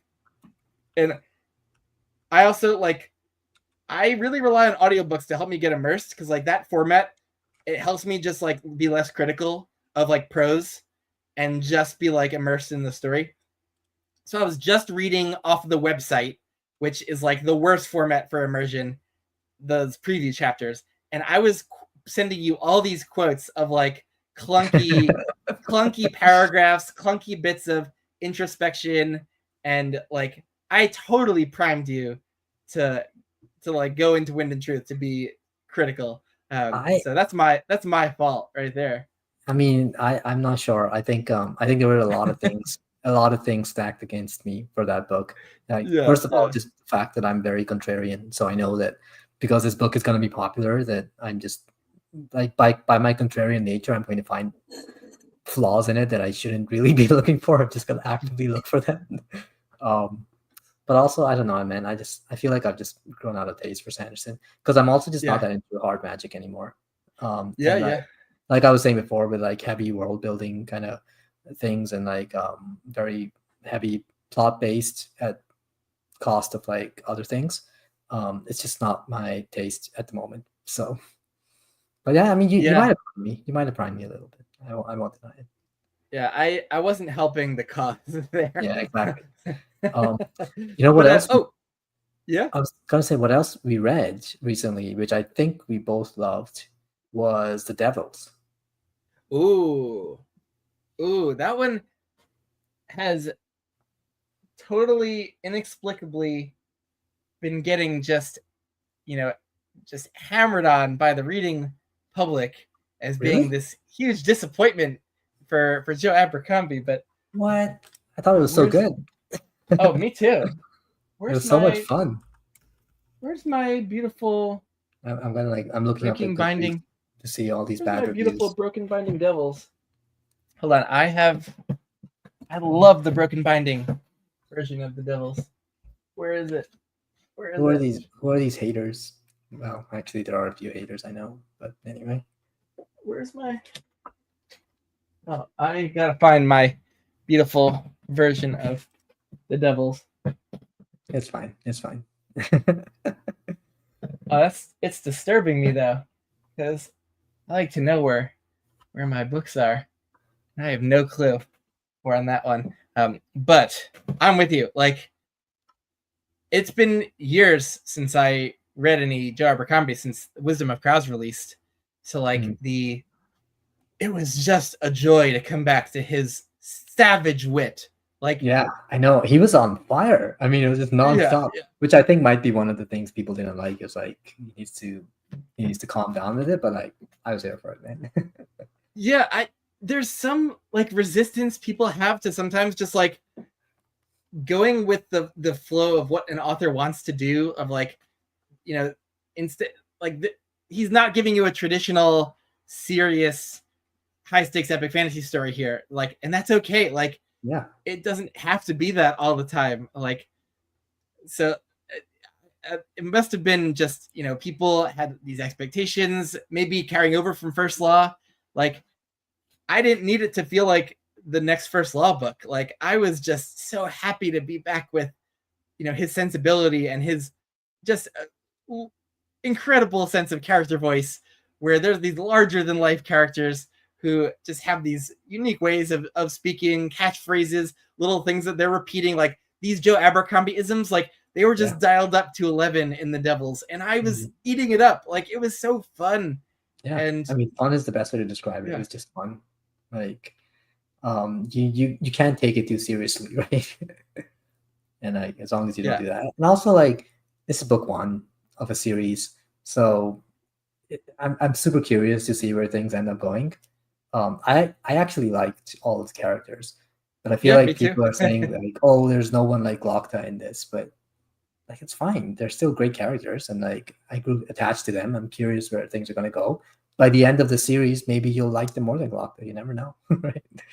I got pretty attached to all the characters myself. Like I loved the Motley Crew mix. Like Yeah, the like Abercrombie is just money with the grizzled warrior character. Like so having one of those, but it didn't feel like a Bloody Nine. Like it felt different. It felt a different flavor of that type of grizzled kind mm, of ultimate warrior character. And then having this it's like very uh genteel vampire character, like that was fun. And the shy elf, like everyone just had a very distinctive personality that kind of, he all gave them like a good chunk of time on the page too. So that, except for one, I did think personally, like Baptiste was like just stood out to me as like this one character of the crew that was just like never came to life the same way that all the other characters did. And like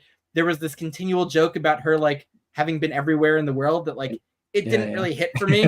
Of like everyone knows her, like it with this level of travel and technology in the world, like there's no way she could have gone to this many places or led this many lives, like, you know. That's fun. That's the funny part about it. Right?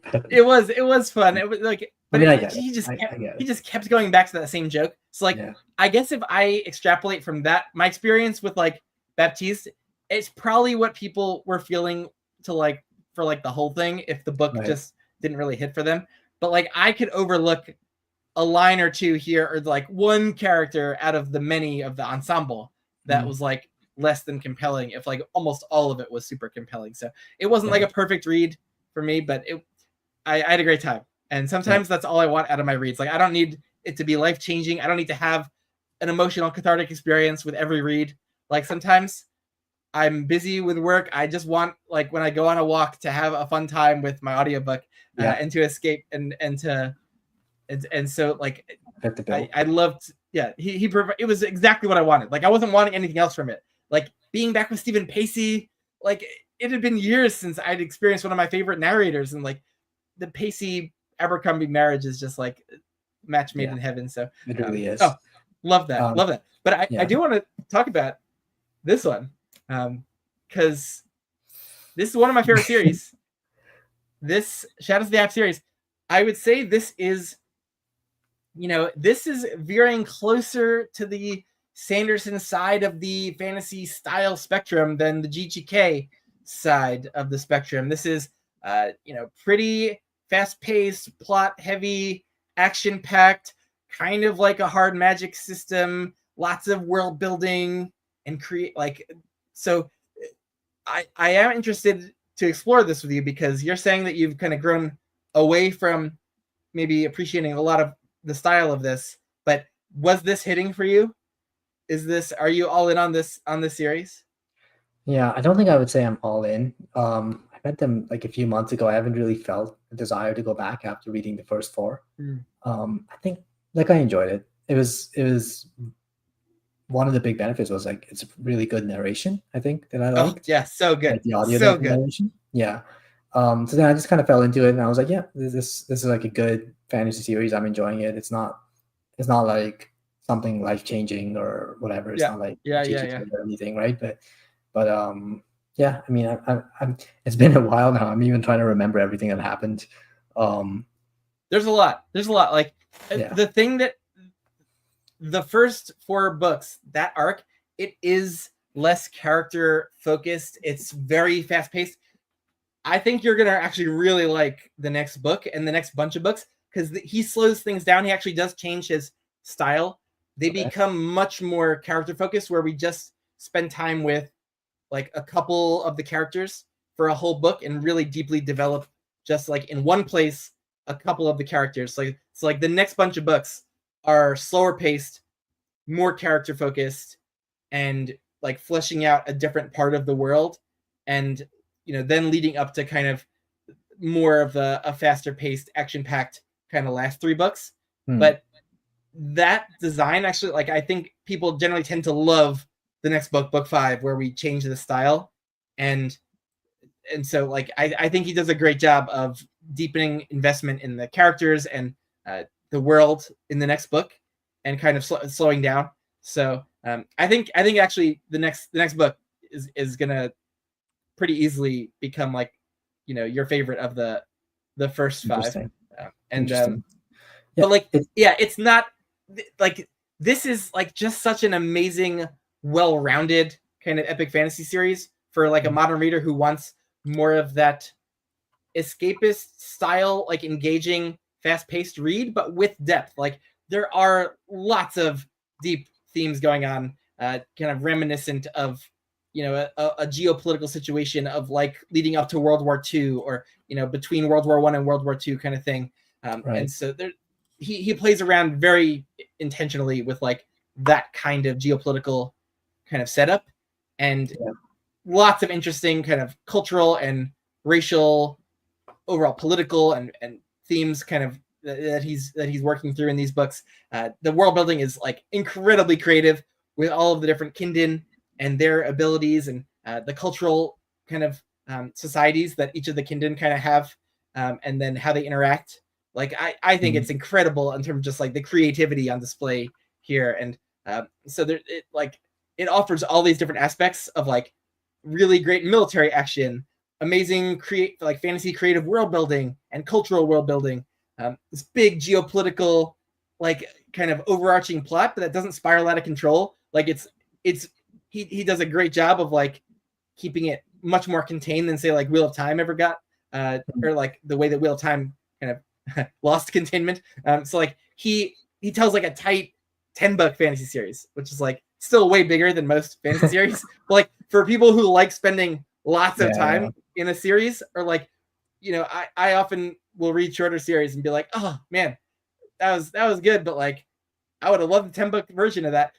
So this series is for those people, like where you want to spend that time. And the narrator, Ben Allen, is one of the best. Like he's amazing with it. And so really it's an easy one to absorb over audio too, because the prose is, it's very straightforward. It's very like it's weird because I can't think of any real negatives. You know, it's like it wasn't like astonishingly mind blowing, but it was also just, it was a good time. I enjoyed it. You know, there were some pretty cool action sequences. The characters they're fine. They're cool. You know, I enjoyed spending time with them. Like as we're talking, I'm starting to like remember more and more of what happened, and I'm like, yeah, okay, there was the mantis guy, and there was the forest stuff, and there was this vampire bug guy, and who knows what was going on with him. You know what I'm talking about, right? Oh yeah. So now that I'm mentioning all this stuff, I'm like, I kind of do want to know what happens next. So and it goes to compelling places. Like I think the way he develops it is really cool, and the way he brings it all together in the last couple books, and like it's a really coherent kind of overarching story. But I do think the next book in particular is gonna, I mean, hopefully kind of hit with you. I do think his approach of slowing down, being more focused and character kind of focused in the next few books is more up your alley. So I'm gonna cross my fingers on that. And so when that might be one that you might be good to get back into soon before too long, because there's a lot of details, you know, in terms of characters and the plot setup and the setting of like, you know, the more you can keep for continuing as you go, the better it'll be. So don't leave it for too long, but definitely read a summary. It's the problem, man. Are you know what? It's Temeraire. It derailed everything. Once I started Temeraire, I was like, oh, man, this is it. This is where I want. Oh man, you have like only, you know, 2 books left to go though. It's one almost and a half books or something. I'm so sad. Yeah, it's really sad when you're getting to the end of a beloved series like that. You just want it to go forever, which is like even 9 books. Like, oh man, couldn't it go longer? So it does pay to love long series, like the Sharp books. I don't know if you've tried them. Bernard Cornwell. Have you tried them? I'm excited to read them at some point. But there's like 24 of them, and he might release another one this year, like to make like you read 25. all of them? Yeah. So like it became like a couple of years ago, I basically binged all of them in like a few different, like 3 different chunks maybe. It just became an obsession, just like Temeraire for you. And the audio narrator is one of the greatest to ever do it, Rupert Farley. It's like it was just like a treat to listen to. I was just, anything could have been happening in these books, and I still was enjoying the audio performance. I'm gonna listen to it like 100%. Oh yeah, I love Bernard Cornwell, and like every book I've read from him, I've read like 5 of them now. I've loved. So yeah. Oh, I think this is gonna be a great one for you. Because like even the less impactful books I still enjoyed, and a lot of them though like really hit big with me. And there's 24 of them. And like, so you just like, you know, when you start out in the Sharp books, it's like you feel like you're gonna have them forever. Like you just there's so many, and yeah, so they'll last you you know a good deal longer than if you really get into it. Like it's just sometimes having those really super long series is just such a treat. Okay. Ben, before we call it for the night, Yeah, I have to ask you, like, two of the other series I've read this year, two of my other favorite series of this year. I don't think you've read them, so correct me if I'm wrong. But Jacqueline Hagan series, The Wickwire Watch, The Riverfall Nope, Chronicles. haven't And tried it yet. You're gonna like it so much, man. Really, Like, I just from what I know about it, like younger protagonists, I'm definitely hesitant because of like the don't even younger worry about it. Don't even worry about that. It's so good. protagonists. Yeah. Like, it's Oh, actually so okay. good. It's actually so Did good. you And do it's, it by audio? yep, like excellent narration, like very atmospheric, very like great writing, like just such wonderful character relationships, and yeah, it's a great plot too. I actually think you'll like it a lot. And did you try the Bone Chips? Not yet. Oh, Not yet. I read the Bone Chips. Oh, man. yeah. I read the Bone Chips. Did you do that fully by audio? I did, yeah. So I know that one is supposed to have some pretty intense like learning curve in terms of the world building, but you felt like by audio it worked just fine. Yeah, I know that people say that. I don't think it was that bad at all, to be honest. Okay. Like it is. I did it by audio. I think the narrator is excellent. And I think like you just kind of, after like pretty quickly, I just got into like this piratey vibe. I'm like, yeah, like we're the pirates and we're piratey vibing. And you know, I mean, there's like whatever, there's some random like fantasy words, but I got used to them really quickly. And like I love the way that like it's again the same thing. He's able to use the language to just make the world come alive. Like the way that people talk to each other, the way that things are described, the actual prose in use, it gives off that like piratey vibe, and like it's really damn good, man. I think you'll like it. I'm hyped. I'm hyped. I've thought I really think that would be a series for me. So it just hasn't like jumped to the top of my TBR for any particular reason, but you just knocked it up one spot. Yeah. Oh yeah. That's now in the priority zone. It might overtake some of these things. Like I had Books of Babel on my priority TBR for like 5 years, and then it felt so satisfying to finally get into it and love it and like knock it off. Like I love like going through a whole series, just like wow, it cleared the decks. Like I've had that on my TBR for so long. And that's the actually benefit of the short series is that like, ooh, like a few weeks and that's a whole series like under my belt and cleared off the TBR decks. And so like doing the Bone Chips actually is really, I do so few short series like the Vorkoskin saga. I'm towards the end. I still like, I got to clean up some of my series I'm currently going through. Speaking of, I have a couple more books to go in there, but like, are you planning to continue in the Vorkoskin books? Yeah, planning is maybe the strong word. I don't want to say I'm planning not to continue. You did Warrior's Apprentice, right? So you left off at the first Miles book. Yeah, yes, I do think the first few Miles books are like by far the weakest books in the series. Okay, like it's not even close. And I thought the first Miles book was okay. Like I liked it. I didn't. I mean, like yeah, it was good. yeah, no, that's how I felt. But like, it obviously wasn't good enough for you to like really want to continue, right? Like, it didn't like. No, you know what it is, Ben? Is I thought, okay, I think going back to my thinking at the time, is it was just hard for me to follow the series on audio. And right now, like I'm fully in the writing zone. I'm working on whatever silly book that I'm writing. And like it's hard for me to do any physical reading either. So like I can't. Yeah, I actually agree with you that like just doing those books by audio is actually hard for me too. Like I've leaned on kind of doing them immersively or using my print books, and like if I listen to a chapter of Vorkoskin, sometimes I'll just go back and like reread. Like there's something. It's not just the narrator, like but it's a combination. It's like there's something about her writing style which it is not like the easiest to digest just through audio. I don't know what it is though. it's very spare. It's very sparse, I should say. And like she just hides like important information in like the middle of a paragraph without ever like highlighting it per se, if that makes sense. But it's like critical information. And so if you miss it, you're done for, and it'll never be repeated. And then over the course of the book, that just stacks. You're right. Right? Like, you're right. That's what it is. It's actually that she's like a literal genius. She is incredibly witty and just.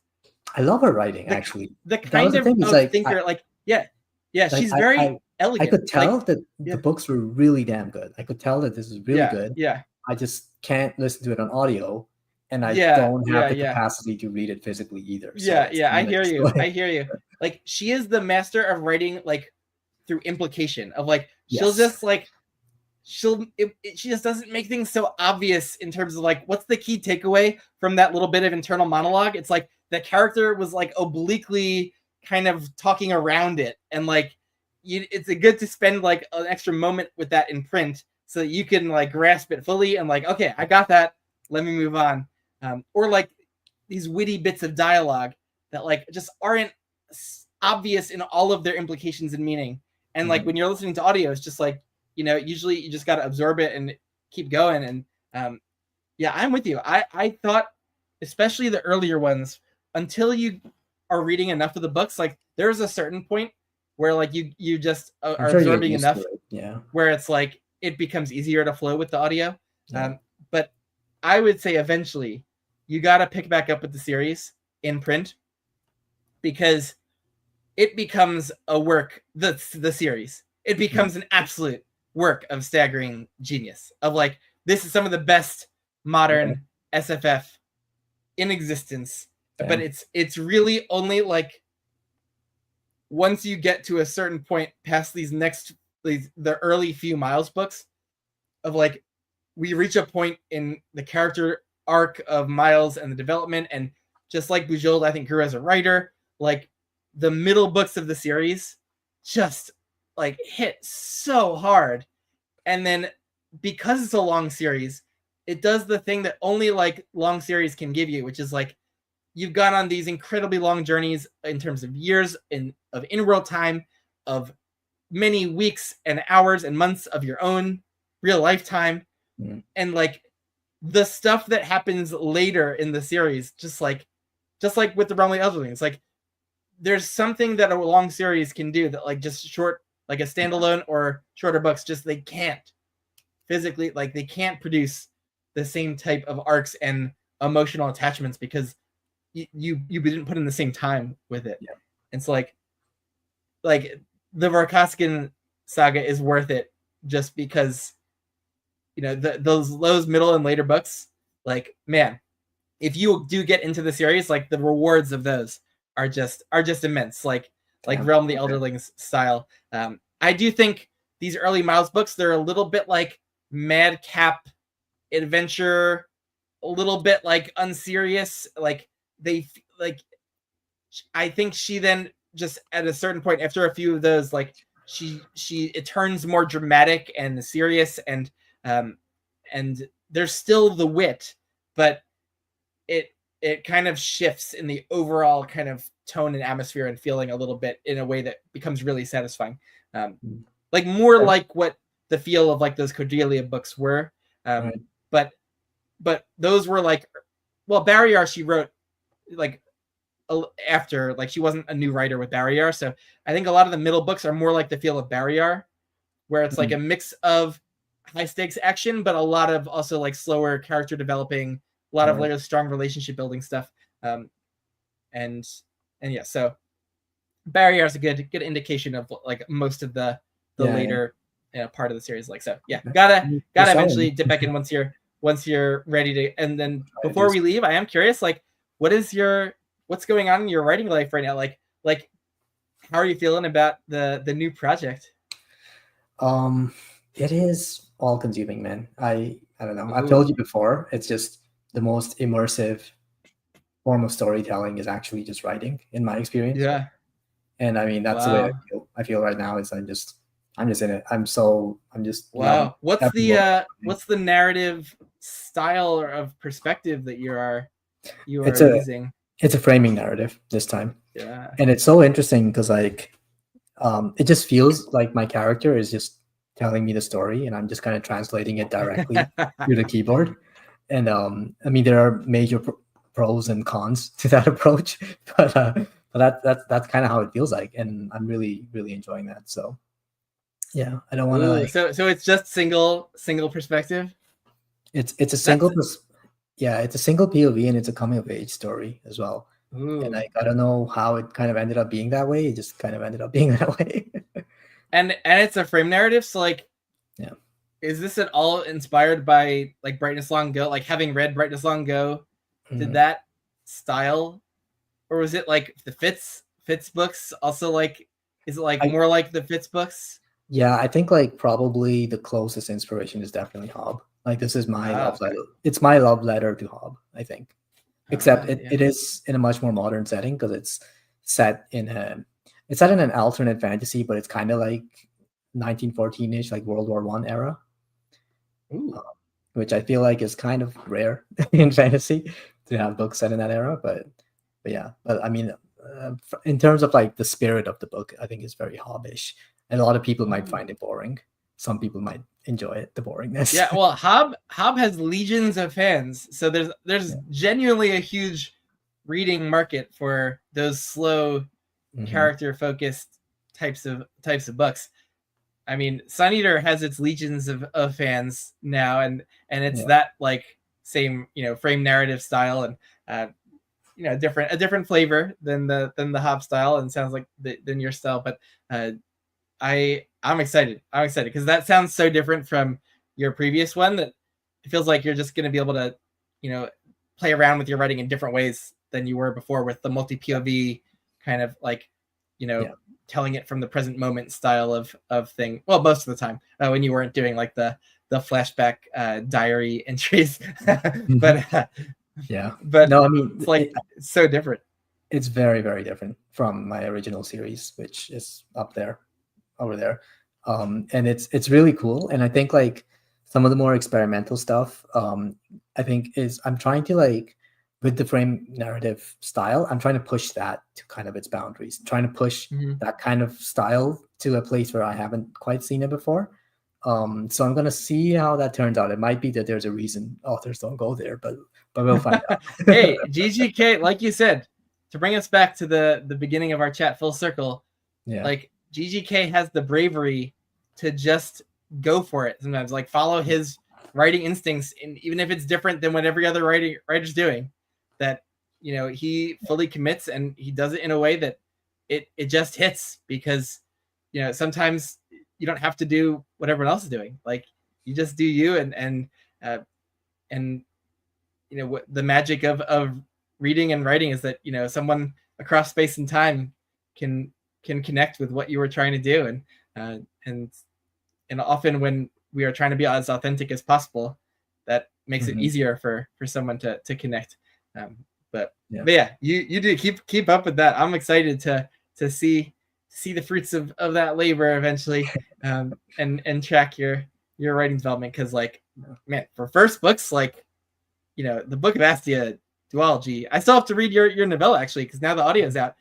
Okay, I have that to look forward to, uh, to keep going with your writing. But Mhm. like man, I thought you really even just like settled into uh, just a with book two, like just a higher plan. Like I think you're already progressing in your writing with from book one into book two, and so I'm pumped, and Well, thanks, man. oh Appreciate that. yeah, yeah, keep it going, keep it Yeah, going. it's funny, like when you're so deep into this new project and you're like, oh man, I'm writing the best book ever.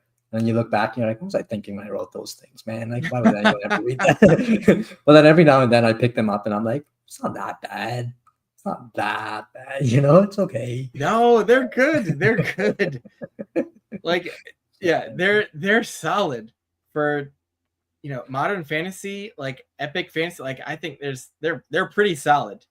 yeah, Yeah. I So appreciate you that. have a lot to be proud of, and but I am psyched because I think you have it in you to go even more unique with your character voice work, and it sounds like you're going to lead into that with this single POV retrospective, and which is a style that hits for me. Like whether it's Fitz, Danio in brightness or Hadrian, like pureness. Like I love the first person retrospective. So like bring it on. I'll be and there's a lot like me too. So we're gonna be here for it. You're my inspiration. I'll be thinking of you when I'm writing on the hard days of that I gotta finish this for Ben. Yes. Yeah. And the advantage of that frame narrative, though, I won't be able to point out, inorganic bits of inner monologuing. That's true. So, like, I'll have a ready excuse when you do. yeah. But no, I think you're so sharp with your eye for that stuff that that's not an issue. But let's wrap it up because I know you wanted to get out of here by 10. We're already past that. I can if you don't stop me, I'm gonna go on and on. But this is awesome. Thanks for getting me back on my channel here. I gotta get back on the horse with filming some videos. It's been a busy work summer for me though. But man, this was great. I love it. We got to do it continually, more often still. And so thanks. And thanks everyone for watching on replay, and hope you enjoyed our rambly book thoughts. And yeah, we'll see you later. Thanks, guys. Have a good night.